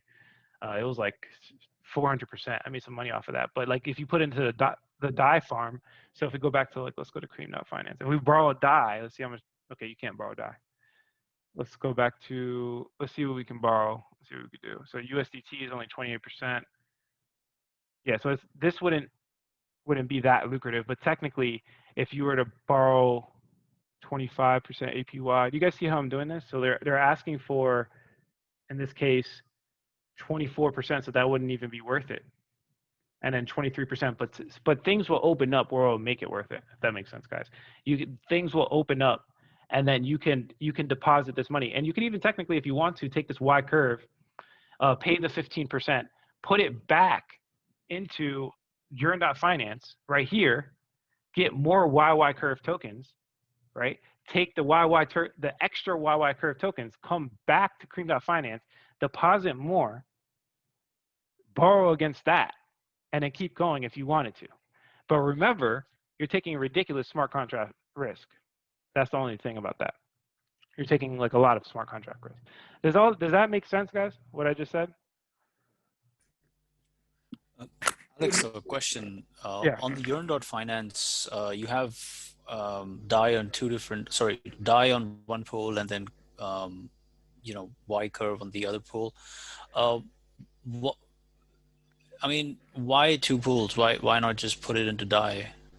Because it's not safer. It gives you 66%, but which I guess is technically not 74%. So I thought it was 76%. I think I read it wrong. Sorry about that. It's okay. Why diversify? Just for any other reason? Why would diversify? Yeah. In case like something goes down or whatever the case is, and then and you're basically okay. So DAI, if you guys know how DAI is made, excuse me, it's made from Ethereum. So you go to the platform, and you basically put your Ethereum, and then you take a loan against it, and it creates DAI. That's how DAI is created, right? So if anything happens on MakerDAO, DAI will lose its stability, and then I could lose the money, right? So I'm just diversifying risk in two different ways. I'm basically saying in this case, I'm betting on Curve.fi and Wi-Fi and the Urine Finance, and in this case, I'm betting on MakerDAO. That would be the difference. So I'm just diversifying, just in case one gets hacked. Yeah. Yeah. Okay. Thank you. Quick statement. Yep. Moment of clarity. Mm-hmm. Course just paid for itself ×5. Yeah. Yeah. Thank you. Yeah, no problem. Moment of clarity. I'm gone. All right? I want to explain this more because I feel like this is like, in my opinion, the real innovation, because it's a stable coin and like the risk is very minimal. It's ridiculous how minimal the risk is. And this is where I think like the big money's at. What is that? Does anybody know that drawing website again? It's like AWW drawing or something like that. I want to draw this out for you guys so you can like really, all right, here you go, whiteboard. So you guys can understand. All right, so basically the first platform you're going to basically have your MetaMask, right? So let's just consider this the MetaMask, right? And you have all your money on it, and it's going to be stable coins. This is all I'm doing this. I'm doing some other coins, but the vast majority of my farming is coming from stable coins. And this is like my savings, right? So you have your stable coin, whatever stable coin you want, doesn't matter, okay? You connect the MetaMask to the first platform, and this is what there's different type of arbitrage techniques, and we'll go over them, but this is the one I just explained, okay? You put it first into curve.fi. So let me go back here, and I'll screenshot this. And so it's this curve I'm pretty sure I spelled that wrong, .fi, right? So you put it first into curve.fi, okay? So you take stablecoin A, let's just pretend like it's USDC, right? And you put it into curve.fi. When you put it into curve.fi liquidity, let me just go over that really quickly so you guys understand. You come over here. Let's just refresh the website so you guys can get the real information. The cream part. I'll explain the cream part. We're going to get to there. So you come over here and you put in, you come to deposit at the top. So make sure you go to deposit. You deposit into Y Curve pool. So for putting your stablecoin in there, they reward you with Y Curve tokens. So Y Curve, which is a smart stablecoin. It's like a stablecoin of stablecoins. So it's like a really cool stablecoin, right? Now from this, now you have these Y Curve tokens. You could deposit it into Urine Finance. So let's just say this is Urine Finance, right? Let's just put FI because that's all they all. Don't mean to stop you. Sorry, don't mean to stop you. Just real quick question. So from Curve, once you deposit that into Curve, they give you a Curve token. That automatically gets put into your MetaMask? Yeah. So you'll see it pop up in the MetaMask. Exactly. You might not see it because, okay, so I just want to be very clear. These don't always pop up. Sometimes you have to put the contract address in there. So if you don't see it happen in here and the transaction went through, all you have to do is go to get the contract and put it in there. So you just go to add token, and then you might be able to add here, Y Curve, no, or yeah, Curve. That's what I was worried about because I saw on YouTube someone was talking about that. Sorry. Yeah, so you just go to Etherscan. I mean, to be honest, I didn't do this because to me, .io. I don't want to get some scam website. The reason why I didn't do this is because it just popped up for me in Urine Finance. Okay, so it pops up, don't worry about it. Yeah, it's not really that big of a deal that you see it in your MetaMask, because if you just come over here and it says balance, it will say it right here if you did it properly. You understand? So I'll just skip that for now. And then, okay, so just go back to where we're at, right? So we're right here. We're in Y Curve. We get the Y Curve tokens from our stablecoin.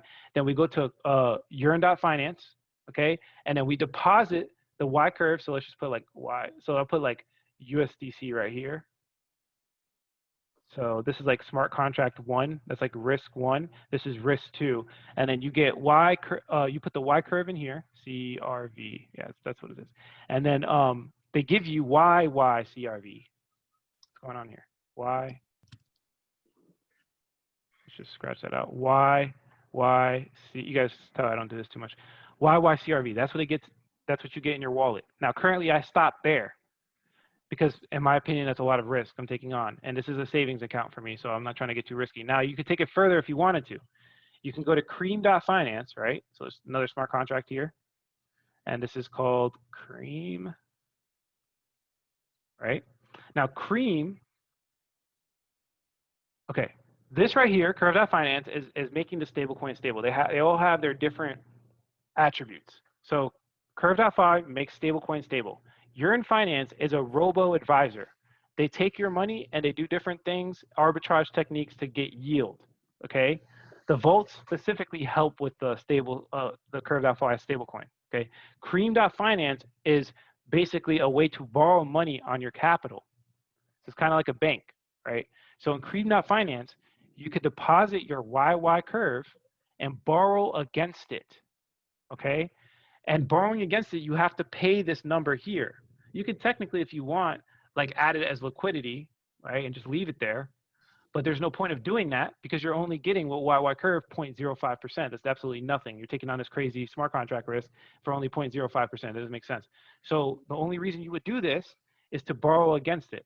Now, technically, you could take any of these coins. You could borrow against it, take any of these coins, and put these coins into something else. So let's go back to the drawing, right? So we get Cream.finance, we put the YY curve, right? And then basically with this right here, you can borrow a certain percentage. I don't know the percentage, but you can borrow, let's just put like borrow or something. Or let's just say we could borrow like 70%, right? So if you put in $5,000, 70% of $5,000 is what, like, I don't know, like $4,000 or something like that. You borrow that money and you could do whatever you want. You could do whatever you want with the money. It's basically your money. It's the same thing. And you could go to anything. You can go to YFE and deposit in YFE if you want, right? You can divide it if you get Bouncer or any of these pools, right? These pools are giving 200. So let's say hypothetically, let's say you borrowed against it 40%, whatever the case is. And let's say you borrowed, let's find a pool where this one makes sense. Let's say you borrowed Link and you only paid 3.61%. And then you came over to here like YFV or something like that. Let's see if they have like the Link pool or something. Yeah, so Link and Balancer pool, right? This is Link and YFV. Okay, this is Link and YFV. So let's say you had some YFV sitting on the sidelines, or you could even technically take a certain percentage. Let's see if they have YFV as an option. I know I'm probably getting confusing right now. I'm trying to make this easy. Let me see. They don't have YFV. Okay, so let's say hypothetically, let's go back over here. Let's say hypothetically you had some YFV sitting on the side, you borrowed the Link, okay? So technically right now you're getting like, let's say 228%, and then in Cream.finance, you're only paying like 3% on your, where is it? On your Link. So it's like extra yield. It's called capital efficiency, but you're taking on more risk with the smart contract. Does that make sense to everybody? It does. Okay, good. I'm just trying to make it easier for you. So that's what like yield farming is. This is what people are doing. Okay, yeah, I'm stopping. Stop at 2. Between, oh, sorry. Just real quick, going back to your drawing, Alex, really quickly. So that step number 2, where we have the YY curve, it's about 70 or 80% return there, right? Exactly. I just wanted to, okay, all right. Just wanted to make sure.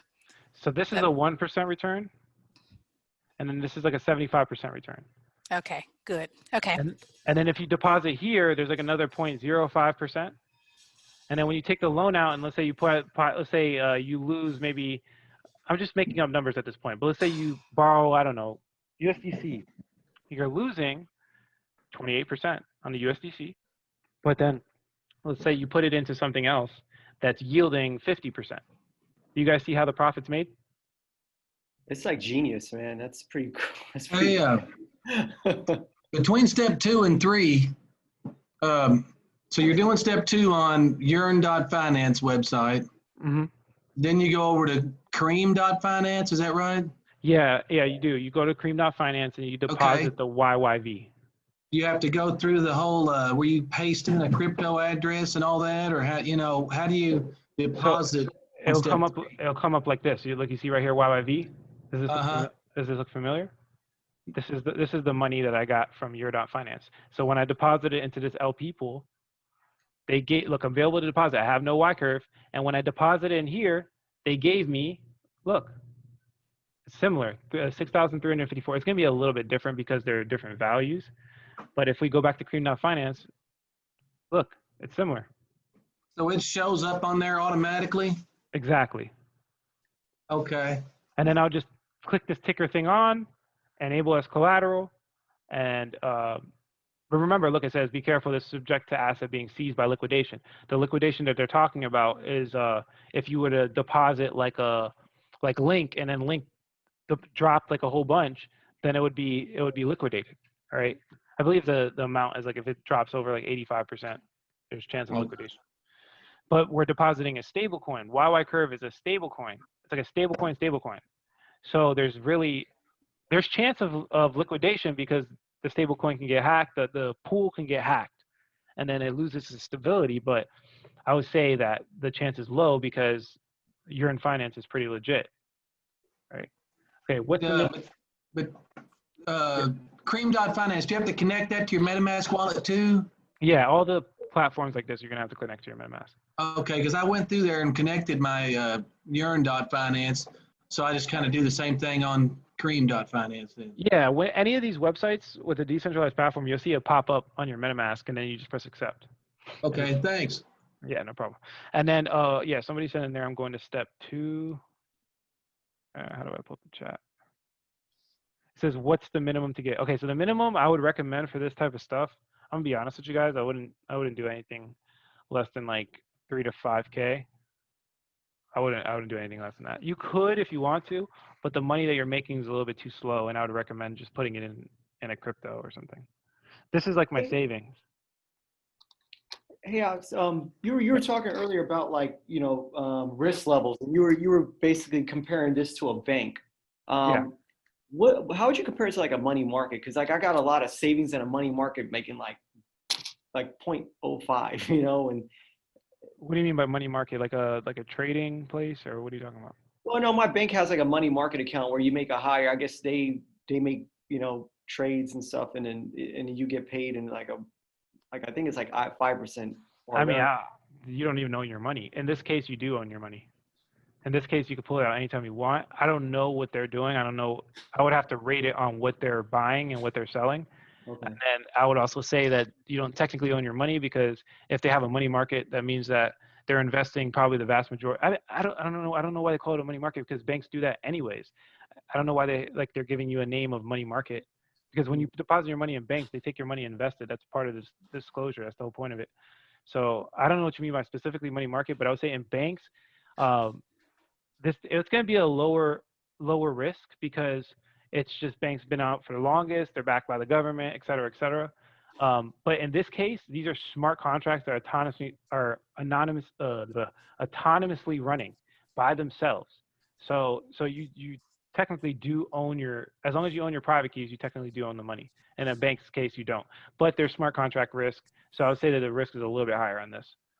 Okay, but it still seems like it's good. How long do I leave my funds? I could honestly, the money I'm putting on here is for 2 reasons. Okay, one, it's my savings, right? So I was gonna hold this money anyways, so it's just like free money for me. And 2, I would use it to buy dips. So like if there's like a massive catastrophic dip, what do you guys think I'm gonna do? You think I'm just gonna deposit more money? No, I'm gonna withdraw my yield, and they're stable coins, and I'm gonna buy the dip, right? So it's basically an easier way of doing it, because like, all right, so I've said this in other live Q&As, but like when the market, I would tell people like always to not sell to USD. Like the history of Alex, like I would always say like do not sell to USD, because when you're selling to USD, you're making a bet that Bitcoin's going to go down, and historically Bitcoin always goes up. You guys heard me say that 1,000 times, right? But now it's a little bit different, because if you sell it to USD, then you can make this yield, the 7% APY, and then it takes a lot of like emotion out of it, because you're still making money. Like nobody's gonna complain about making less money, like, right? So I would say the game is changing a little bit like that. Earlier today you said take $50. 50 bucks? Or I think you're meaning bucks. No, I didn't say take $50. I would, because the transaction fee would be more than $50. Yeah, so I would say again, like I just want to be very straightforward and honest with you guys. Don't do this with less than like $2,000 or something, because it's not going to be worth it.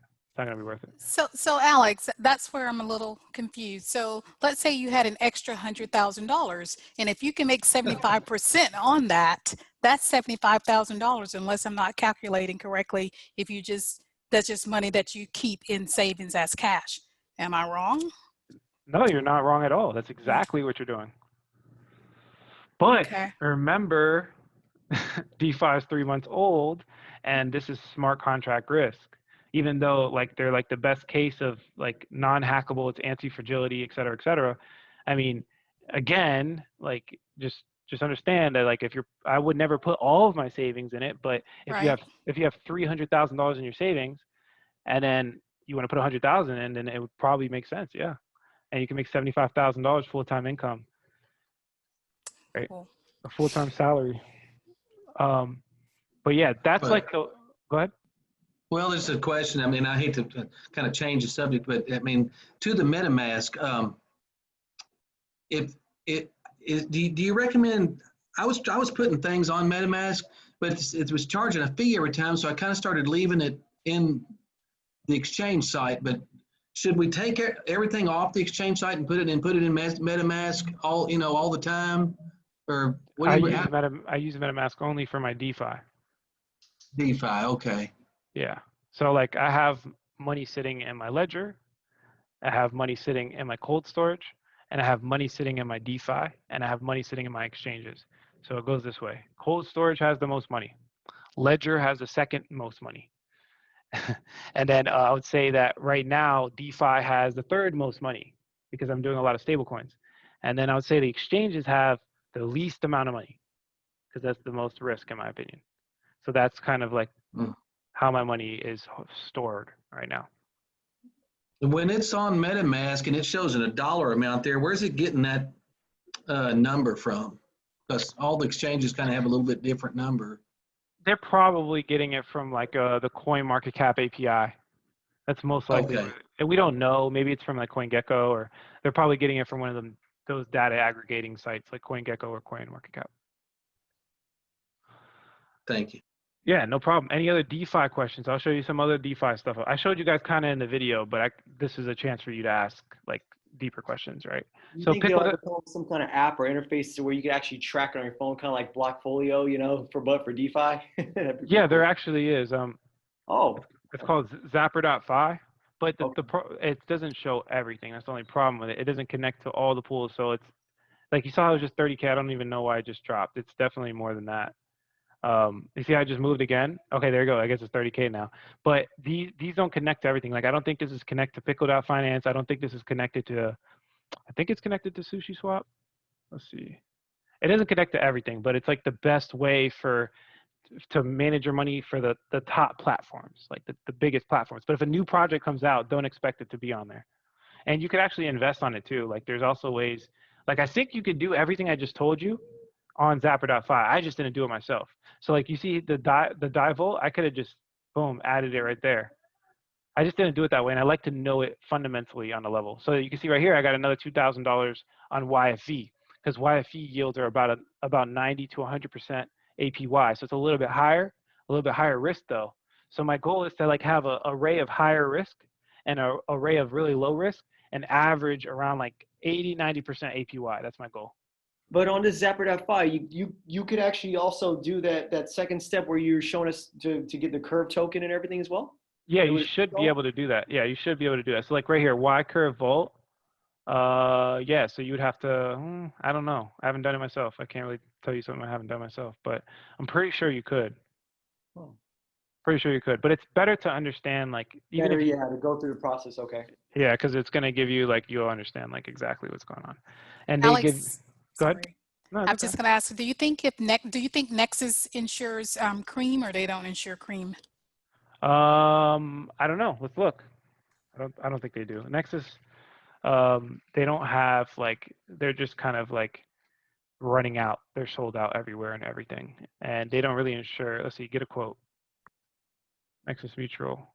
Yeah, this is the cool thing about these stuff is that you can like insure the smart contracts, but you gotta like get it at the right time. Buy cover. Let's see what we got. See max capacity reach, max capacity reach.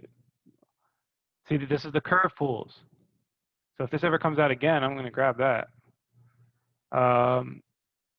Yeah, see, nothing. People have to stake, I believe, the Nexus Mutual token for the capacity to increase. So that's like the new thing they're coming out. This is where like this is why David called safe, because they're doing the insurance policies. So like that's like if we get a solid insurance policy to come out again, it's gonna pump.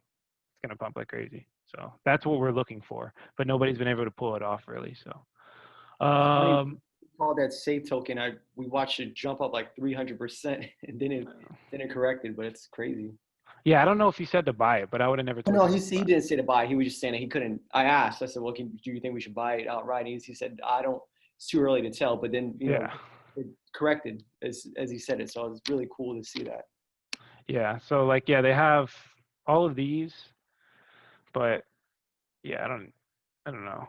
I haven't done it yet because obviously they're just all sold out. So we'll wait for that, and of course I'm gonna insure these. But like I'm still comfortable even without the insurance, just because of Urine Finance, and I know their team so well, and I know what they're doing. So I'm still kind of comfortable, and that's why the vast majority of my money is in Urine, not Finance.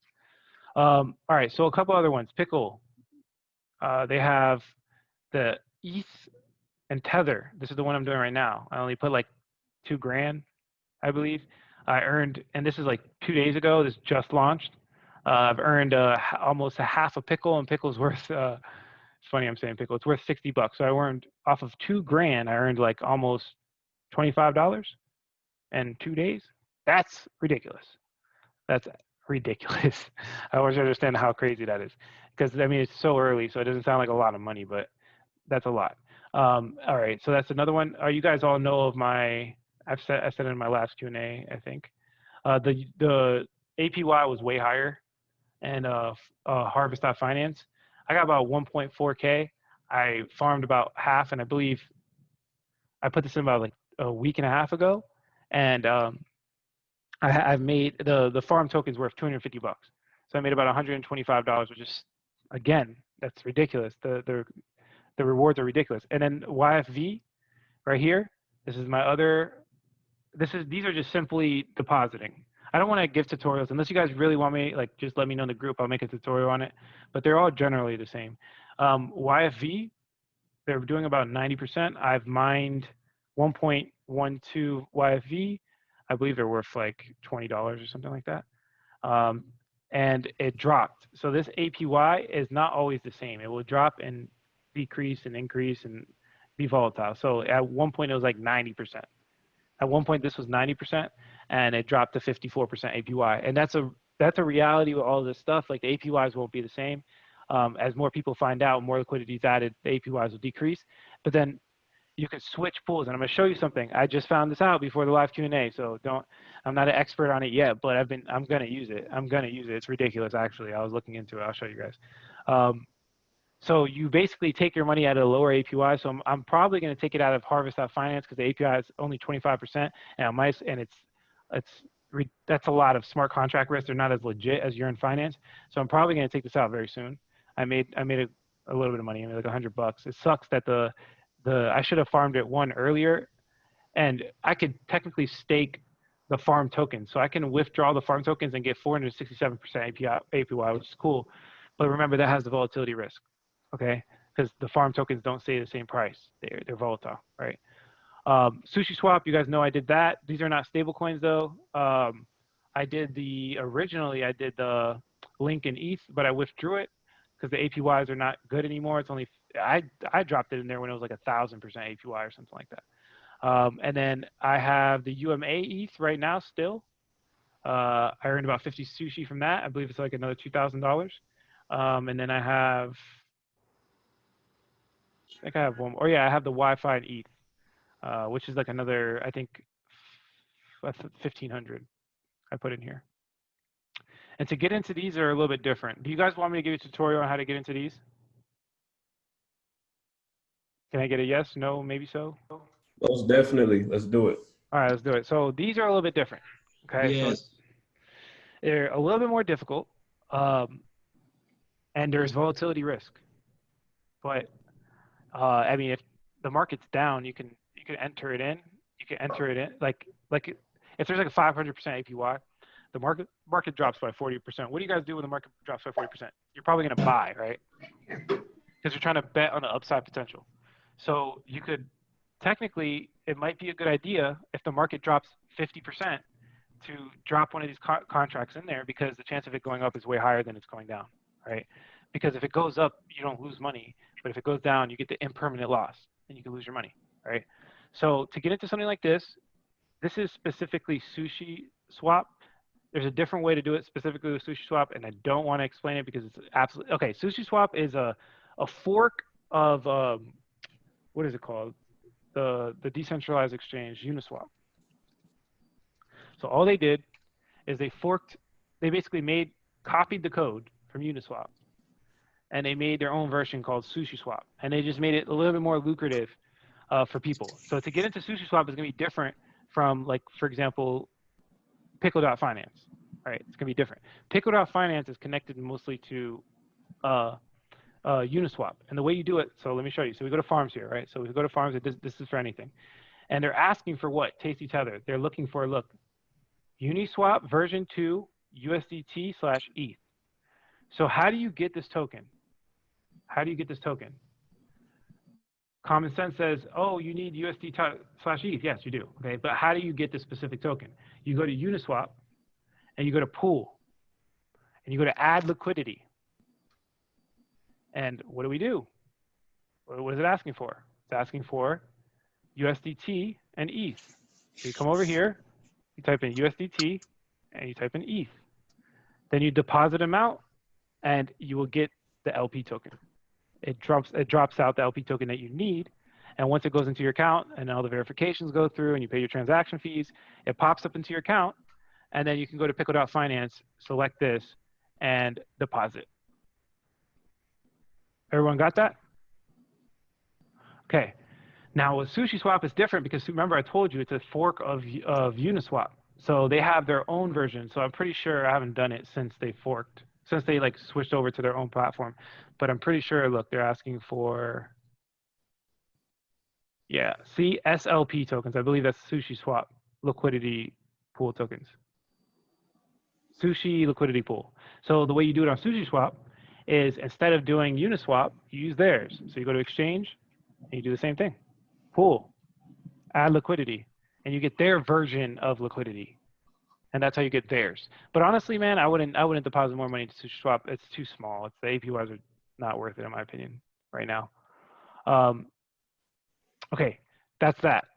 Now, okay, is there anything else I'm doing? No, that's basically it. So now, okay, so what I've been driving to recently, and I'll give you guys some altcoin picks because there are some altcoin picks that I'm going to buy maybe today or tomorrow, is what this, I wanted to explain this a little bit because I don't know too much and it's going to be a very quick explanation. So it's called Nonsense. It's like a $7 trial or like $9 trial for 7 days. And I've been playing with it. And it's really cool because the blockchain is really hard to navigate. But the blockchain, remember guys, is full of information. It's completely open source and trustless. So every move I make, technically you guys can find it on the blockchain. And you can say, you can literally pinpoint my address and be like, okay, that's Alex. And he did this, this, this, this, and this. And you can follow it. So the cool part about that is that you can follow the whales. You can literally look at like the smart people and the smart money and make the same moves, right? So the hard part about it is reading etherscan.io. It's ridiculous. I don't even understand half of the stuff on etherscan.io. I'm just gonna be honest with you guys. Like I understand it to a certain extent, but I wouldn't know how to pinpoint an address and investigate it.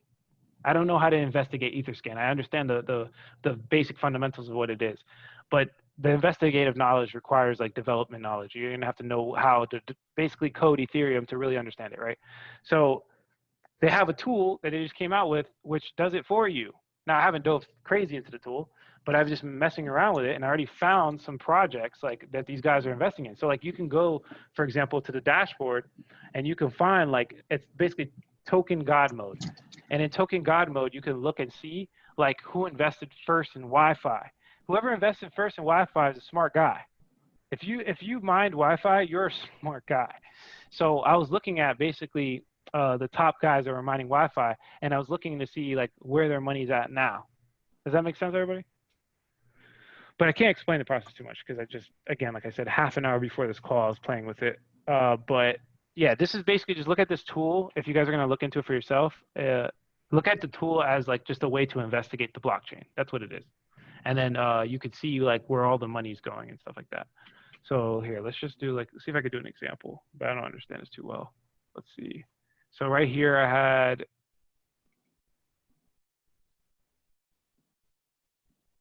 no, I can't do it. I'm gonna have to make a tutorial later.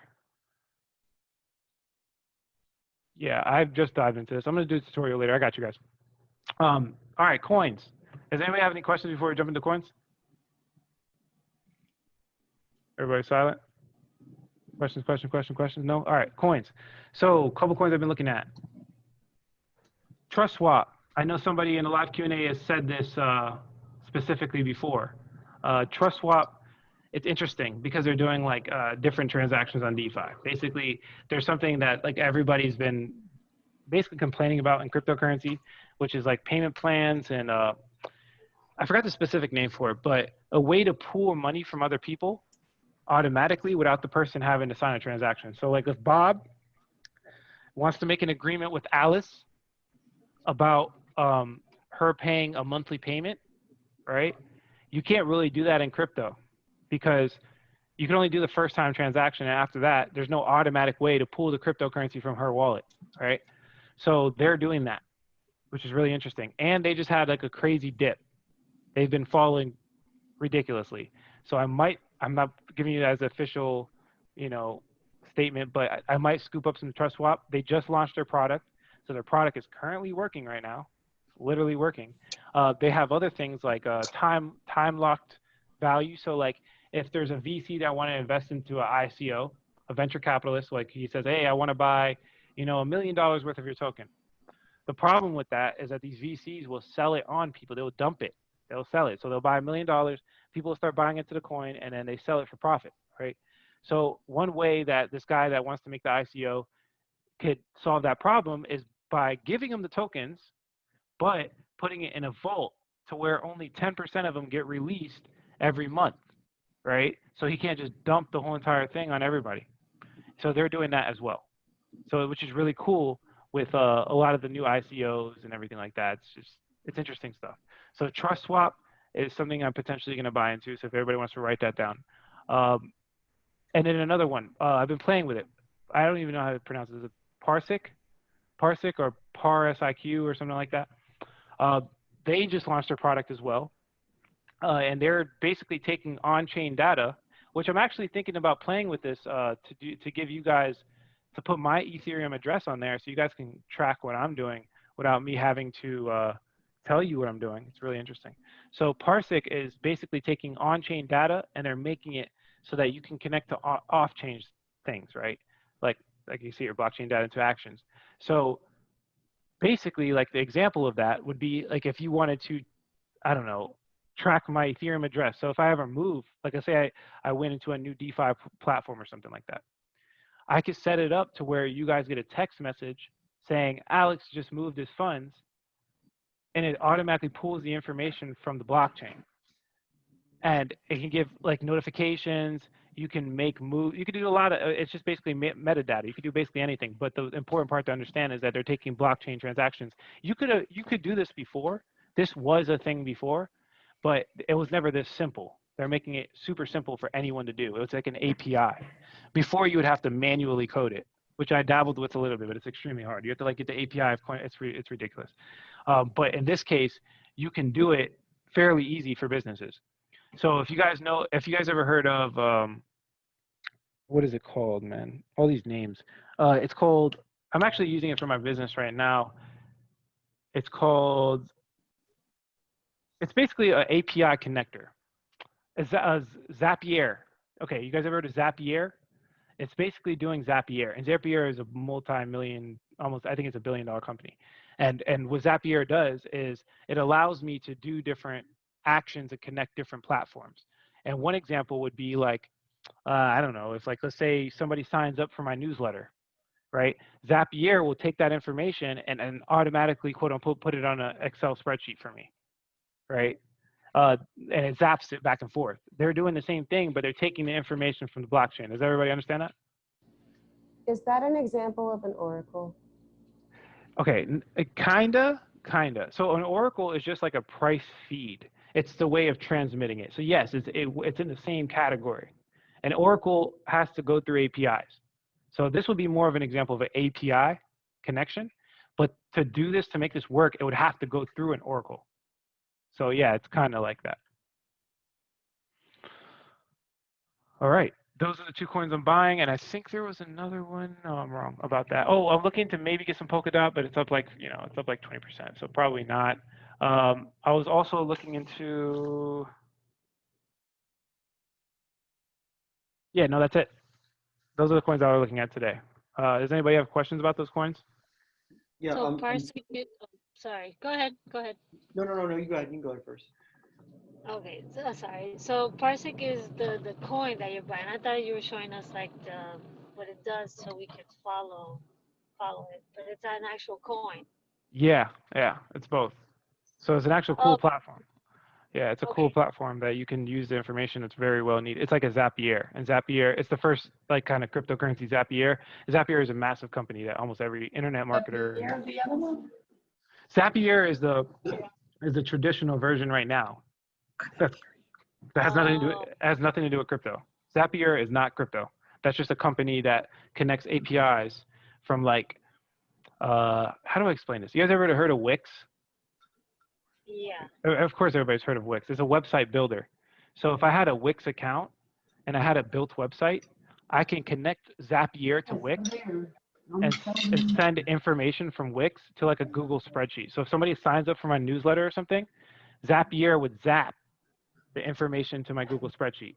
So in the same case that's happening there, they're doing kind of the same thing, but it's happening from the blockchain transactions, which is on the, Wow. Yeah, that's super cool. I can see the potential there, like that growing a lot. Yeah. So like, for example, one tool you could build out of this if you wanted to, and I'm probably not going to do it, but you could if you wanted to, is you could go in there, you could put your Ethereum address, and then you can zap the information to a Google spreadsheet of the exact price of your coins. So if you have some coins on there, you can track your coins like that instead of using like Blockfolio or something. Yeah. Nice. So you just basically take on-chain activity and data, and you could zap it to real-world applications that we're using right now. That's what it is. Oh, okay, cool. Yeah, I'm gonna check it out. Look more into it. Yeah. So those are like the coins that I've been just at least seeing potential recently. This is like recent, like with today. So that was Trust Swap, and what was the second one? Trust Swap, Parsec, and yeah, that's it. And what exchanges are those on? I haven't purchased it yet, but if you guys want to see what exchanges are on, let's do it. So let's see right here. It's on Hotbit and IDEX. Yeah. The ticker, I think, is PRQ. I bought Trust Swap weeks ago, but through Uniswap. Of course, the fees were high. Yeah. So you can get Parsec on Uniswap, Poloniex. That's actually kind of good because they're a pretty good, they don't have a lot of exchanges, which is, I would always say it's a bad thing, but since they have such a good product, then the potential of them being exchanged on, like, put on like Binance and stuff will increase the price. So it might be a good thing. But you can buy it on Poloniex when it comes to traditional exchanges, Hotbit. And let's see the other one, what was it? Swap. Trust Swap right here. Yeah, see, it's already going up. Like the reason why it's going up is because they launched their product. See, but it's been dipping like crazy. So yeah, this is a good time to buy. This is a good time to buy. It just recently was at in August, $1.58. Right now it's half. So in the short term, it could double. In the short term, and then in the long term, it's a top. I think it's like 100 something. It's not even in the top 100. So if it ever gets to the top 100, we're talking about 4x, 5x there. Okay. And then if we get to the top, I've had it for a while now, but yeah, I got it a while ago because I got it when like David told us. Yeah. And then when it went down, and yeah, I'm just waiting to like break even right now. Yeah, so maybe it might be a good time to dollar cost average in a little bit. buy a little bit more. Yeah. But yeah, so like that's the big motivator. I've already knew about trust swap. We talked about it already, and I did a little research on it. But the big motivator is because it's been going down. That's the big motivator for me. It's been, look at that dip. Somebody was gonna say something, and I cut him off on accident. Oh no, it's just me. But the questions were answered. I was locking on my office. Sorry. No, you're good. And Alex, how much of from your 20% altcoin portfolio, how much would you invest in these coins? I would say not a lot, to be honest. I would say maybe I would say these are like a medium hold for me. So maybe like 0.5%. I can't give you the exact number, but I would say that these are medium holds for me. They're not short-term holds because they have really good projects, but I don't know. I wouldn't put it in my strong holds yet. So this is like a medium for me. I was expecting the 0.5. Yeah, exactly. Like the 0.5. Yeah, I don't want to be like, oh, 0.24684. I'm just gonna tell you guys that it's No. Certain stuff, I'm all the way locked in. You know what I'm saying? But again, I'm all the way on you. I'm all the way on you. This is medium strength hold for me. Yeah, 0.5. All right, so I gave you guys all my information. So let's talk about some questions. What's up? What do you guys got for me? Hey, how do you feel about still Ren, Balancer, and KNC on the 7th? You were talking about those three, and I saw they went down. Although all coins are down right now, I just wanted to kind of get your feel on those three. I still think they're very strong picks.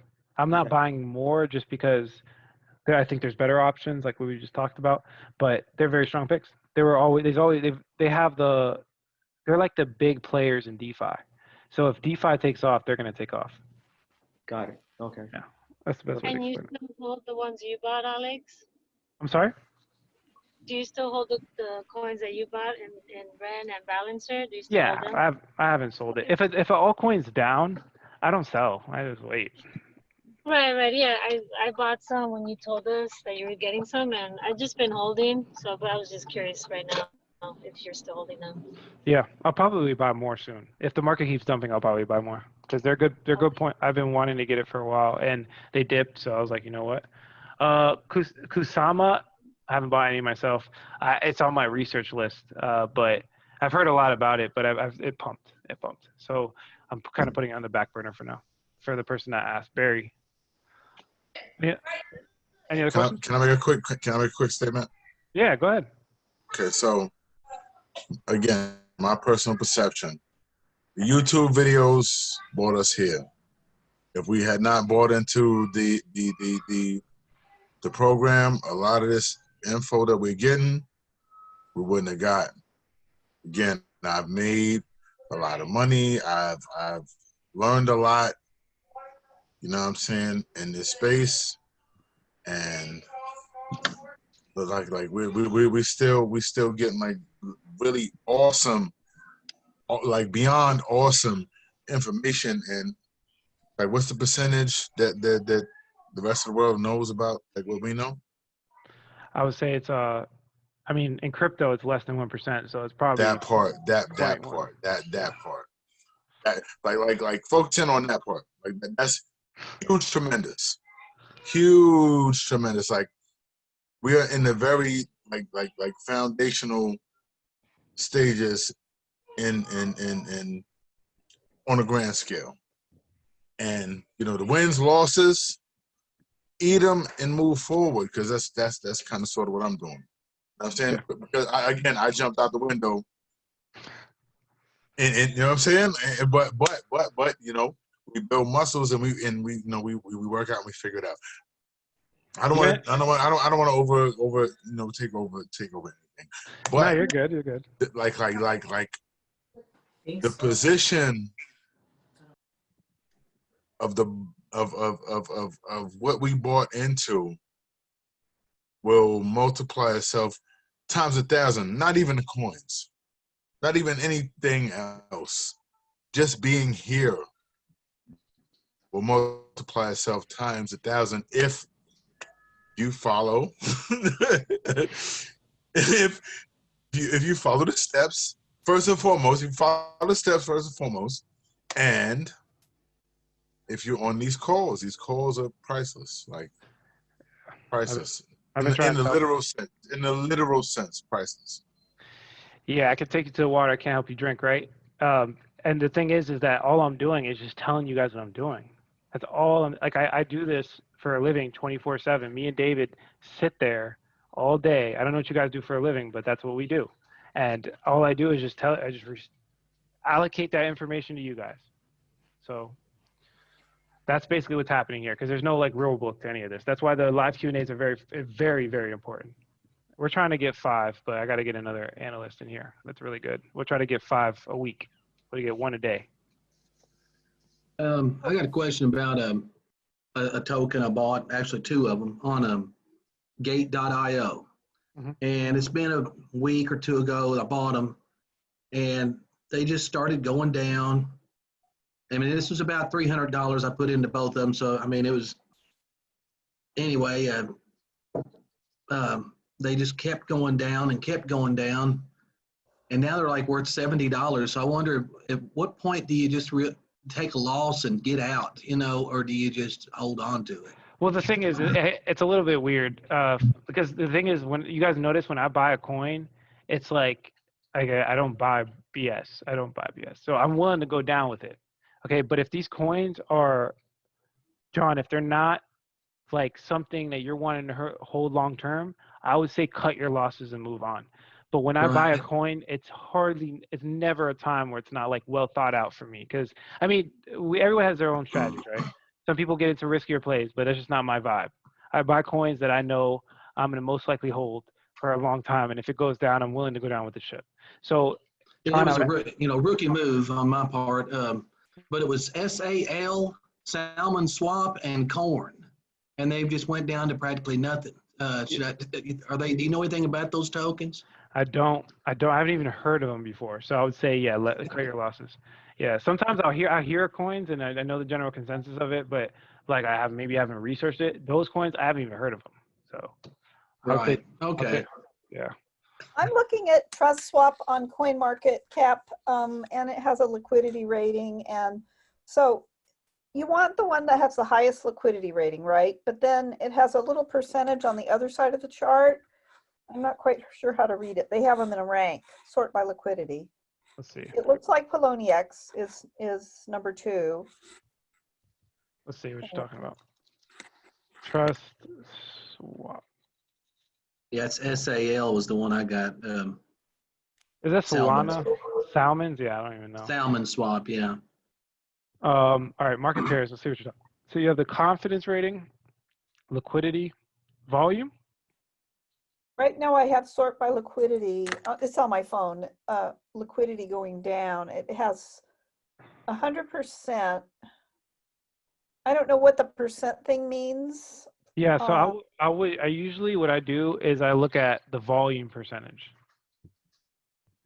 Or no, I lied. It could be a variety of things. So I usually look at the 24-hour volume, like how much action it's having on the exchange. The 24-hour volume, that's usually what guides you in the right way. But I think the volume percentage is how much volume in comparison to the whole market does this exchange have. And then the liquidity rate is, I guess, just their rating of how to track liquidity on these exchanges. But usually, if you do the 24-hour price volume, that's usually the best way to do it. That's what I do. The 24-hour right here, as you can see on the screen. I don't show that on the phone, but I'll look on the computer. I'll do it. I'll get a better look there. Yeah. So, I mean, as long as the volume is like above 200, 300,000, you guys should be fine. But like, just know that the less the number, the less the amount of orders there are going to be, right? And if you want to sell it or if you want to buy it, you're going to have to compromise more if there's less liquidity. So if there's more liquidity, you're going to have more options. Okay. Yeah. Yep.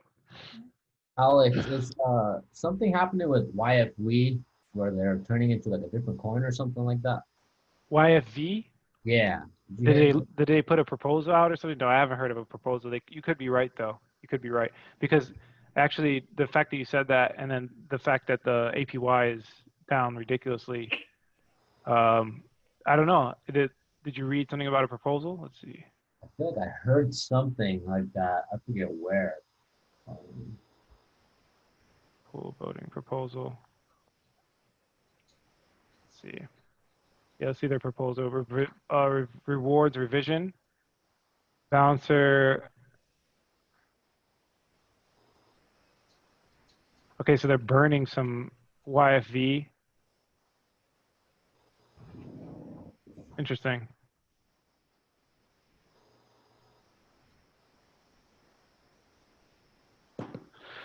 I mean, it hasn't passed yet, but I mean, I don't see why it's, when you burn tokens, that's usually a good thing because you're cutting the supply. So it should increase YFVs, but again, YFV just launched and there's no price discovery, so I can't really like conclude anything on that. But that's why I didn't buy YFV. But it looks like they're burning. It says okay. Let me concluded the result current bouncer reward.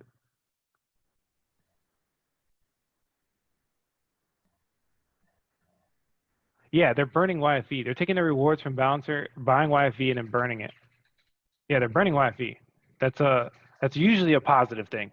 But being that this is DeFi, I can't really say that because it could just like dump. Like we don't know. But when you burn tokens, you limit the supply. Okay, thanks. I know. I think you were talking about YFI. No, okay, YFV. Okay, because YFI they're actually dropping a proposal too. And if it goes through, oh man. I don't know if you guys heard of the proposal, but they're basically taking away the minting ability permanently. So if you look at YFI, they had like 30,000 coins originally, and then they jumped it up to 60,000. And so the governance has a proposal to move the amount of supply that they have. Like you can increase or decrease it depending on the governance. So they put a proposal to ban it permanently, so they can never change the supply ever again. If they do that and YFI stays at 30,000, it's gonna make a lot of money. We're gonna make a lot of money. If you have YFI, we're gonna make a lot of money. In the future, it's gonna be ridiculous, actually. So there's a reason why I went harder on YFI and why I was telling you guys the dollar cost average in there. It's because the project, sometimes, again, like I said in my video, it's not about investing in every cryptocurrency. Like, I think the smarter play is having less. I don't right now, because I guess I crossed my own rule, but the smarter play is to have less cryptos, maybe having like less than 10, but like being very right. And then Wi-Fi was one that you wanted to be very right on, right? Hey, question about Wi-Fi. So I went to try to buy it on Reddit, and I didn't try to buy it like a lot. Of course, not like a full coin, but it wouldn't let me get like a decimal, like a fractional percent of Wi-Fi. Would you know why, or is it just like a user error? I mean, it just depends on how much money you're like a couple hundred or $1,000 or what.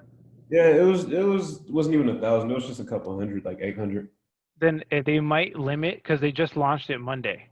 So being that they launched it Monday, they might be limiting specific size. Okay. That's something that is a possibility. I don't know. I have to look into the specific issue, but usually that's what it is. Got you. Yeah, you could buy it That on website- Binance, Uniswap. Go ahead. That website you were on a while ago, the coinmarketcap.com, you had some things up there that I don't see on mine, like confidence. Where are you finding that? I never clicked anything. If you click market pairs, click market pairs. Market pairs, okay. And this was made by Binance. This confidence score was never there until recently. Binance bought CoinMarketCap, and they started doing all these weird things. So I don't really. Honestly, I've been using CoinGecko. Even though CoinMarketCap has the biggest user base, I don't really take a lot of this into consideration because they're going to be very biased. I don't see the confidence. Well, I don't. All I see on coinmarketcap.com, right? Your click. Yeah, I don't have all those tabs there. Yeah, that's weird. Is your screen small? Can you try to like scroll right on your screen or something? No, it's a big screen, 17-inch. I got cryptocurrencies, exchanges, and watch list. Let's see. Cryptocurrency. I don't even see that. Up there where you have charts at, the word charts, I just have three things up there. It says cryptocurrency. I have to go back and look at your. That's weird. That's weird. Are you sure on the right website? Depends on where you are. Look like he's all the way to the top of the page. Cryptocurrencies, Yeah. exchanges. He's all the way. Okay. Yeah. So just scroll down a little bit, and then you see the chart like this. Look at my screen. You see the chart? Yeah. So yeah, right. back there, I just don't have all those tabs up there. Yeah. So right above that chart, you see where it says charts right here. There's market pair, social tools, historical data. So you're looking at right here. Yeah. You're looking at right there. Well, I was looking down right above the charts, but I'm on the main coin market cap Oh, page. you gotta click a coin. So you're right here. Oh. Yeah, you gotta click a coin. Whatever coin it is, it'll open it up. Okay, that's where I'm at. So I've just got those three tabs. So you got to click the coin. Yeah, and you then click you get all that stuff. Yeah, you click any coin you want, and then it'll give you the. Okay. Yeah. That threw me off. Thank you. It's all good. I know it's like difficult, like when I'm running through all these tutorials and stuff to follow. But yeah, they had like, I just saw something where they had some DeFi analytics. I kind of wanted to look at that real quick. Let's see. Yield farming data is now on CoinMarketCap. Let's see. What is this? Total value locked. ROI 45% yearly. They're saying impermanent loss high, but not if you do stable coins. What is this? Circle Snail? Have you guys heard of anyone heard of Circle Snail? Oh, that's on SushiSwap. Okay. Yeah, interesting. I'll look into this a little bit. 76.75% DAI USD on Compound. Oh, that's what I got, I think. That might be a different pool. Oh no, this is Yearn. This is Compound. So there's another stablecoin pool. Did everybody see that? 76.75% DAI and USDC on Compound. Oh, with no, this is in curve.fi. That's curve.fi. Why are they putting? Yeah, that's curve.fi. So that's probably yeah, right here. This one right here. So this is, okay, they're using Compound. They're adding liquidity to Compound. So if you guys want another option for above 70% APY with stablecoins, there you go. On curve.fi, DAI, and USDC, you would only be taking one smart contract risk. So it might be more favorable to do this than to do what I told you guys, maybe. The only reason I don't like it that much is because you would have to go into Compound, but Compound's legit, so it might be good to mess around with this. But here's another option for you guys. Let's see if we can find some more. Let's see if we can find some other 70%. Cucumber coins. All right, let's see. USD, DAI, ETH.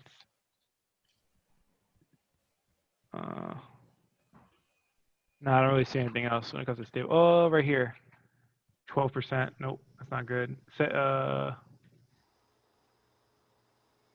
Ooh.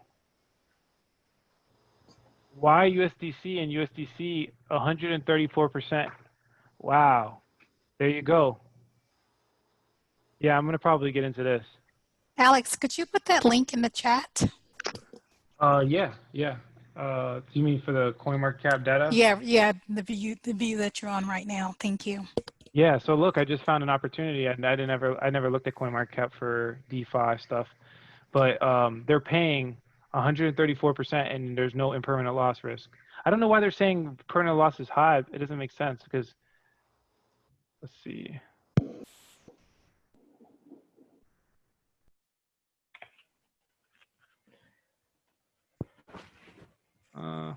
Connect, Metamask. I have to look into this. I'm not going to do it right now. Does anybody have any questions about anything else? I'm here. I'm just looking at CoinMarketCap. Alex, you said you're going to buy some trust swap today? Yeah, I haven't pulled the trigger right just yet, but I'm pretty sure I am. I'm pretty sure I'm gonna buy Trust Swap and PRQ If you don't buy it, why would you not? because I'm being lazy, to be honest. But I'll buy it. I'll buy it. I promise. I'm gonna buy it. Yeah, I'm gonna buy it. It'll be either today or tomorrow morning. I'll buy it. I'm pretty sure I am because I did my research on them. I'm willing to hold those for like 4 to 6 months. I told Alex the golden rule is if I buy it, it goes down. If I don't, it'll go up. I bet everybody say that though, right? But it always worked that way with me. I mean the recent coins have been calling every altcoin's been going down, so it's hard to put a number on it, right? Yeah, I'm gonna get into this. I just found something cool. All right. On that link you posted, where it shows the UMA, how would you go and do that? Because I haven't done it yet. I can't really give you a breakdown, but is there a certain website? Yeah, it's UMA. It's umaproject.org. This would be the website you do it. You go to tools, you connect your MetaMask just like anything else, and then I just haven't done it yet, but we can figure it out. It shouldn't be that hard. Okay. Let's see. UMA. Look right here. YUSD synthetic. Oh, why isn't it giving me the one that we just saw?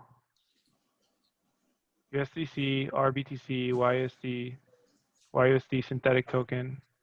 This might be it right here. USD yield. Yeah, I have to figure this out. I can't really.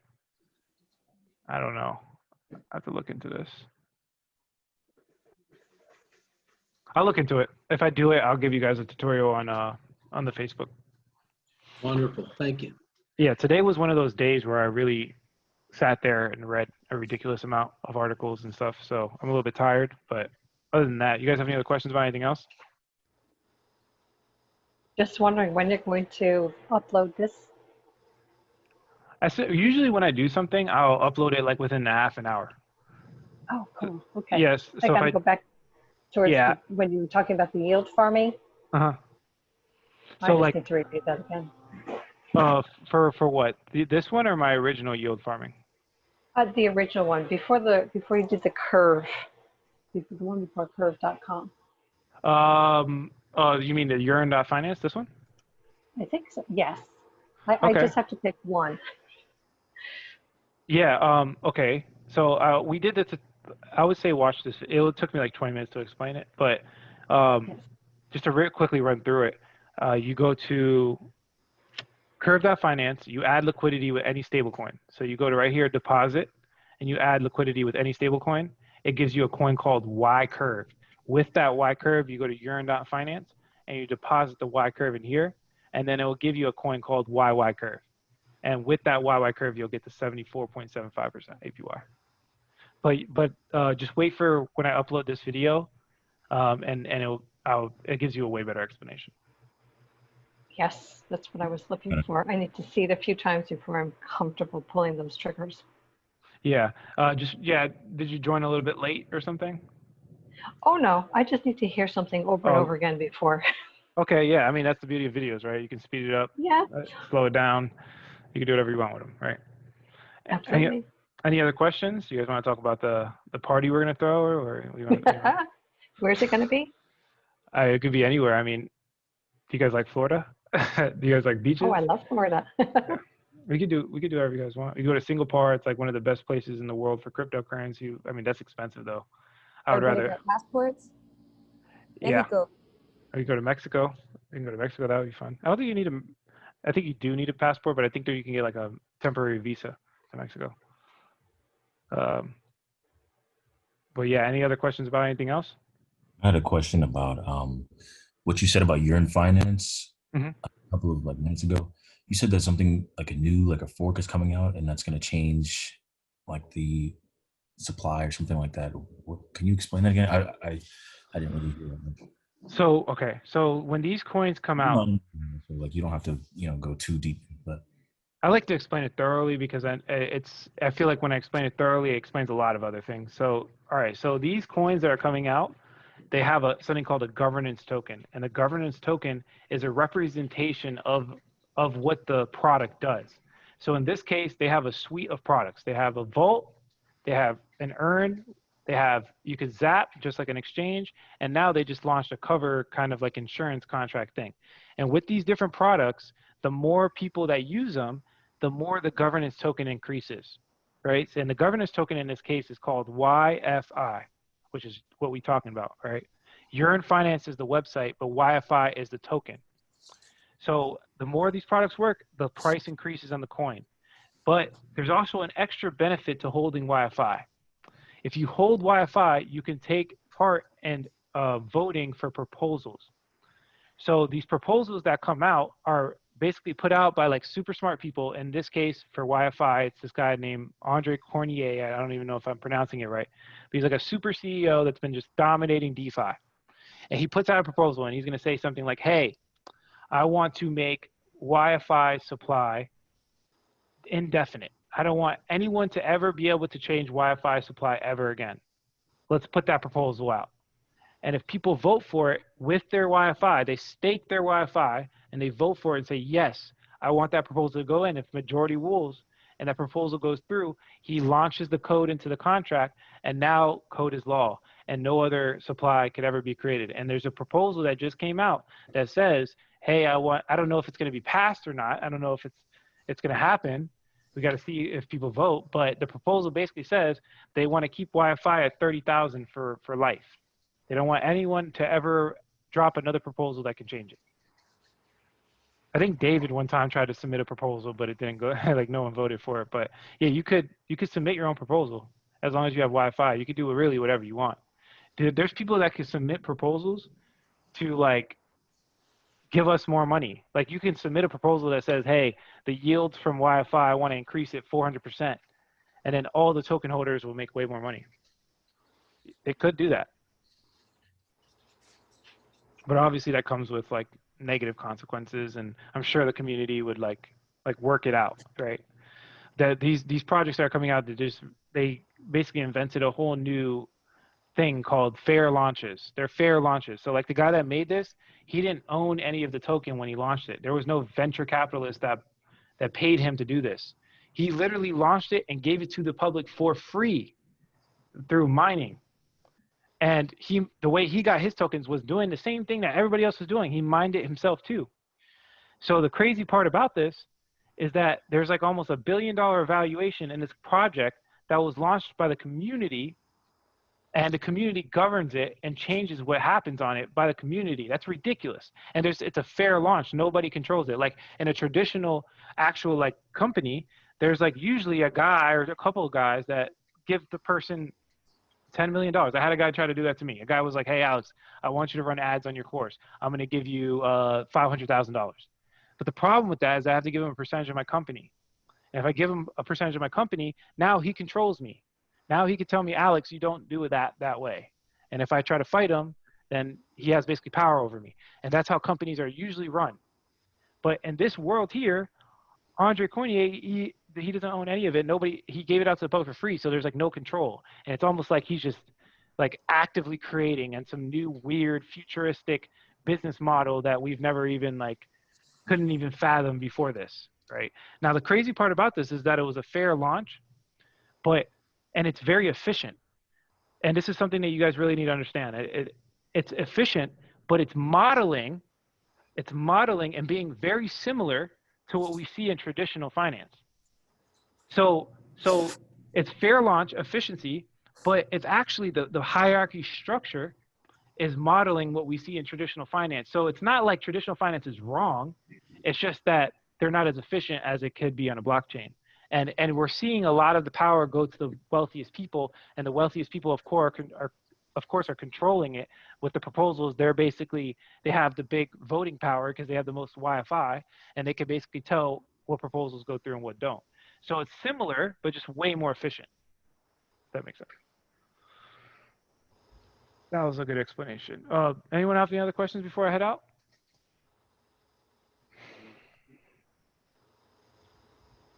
All right.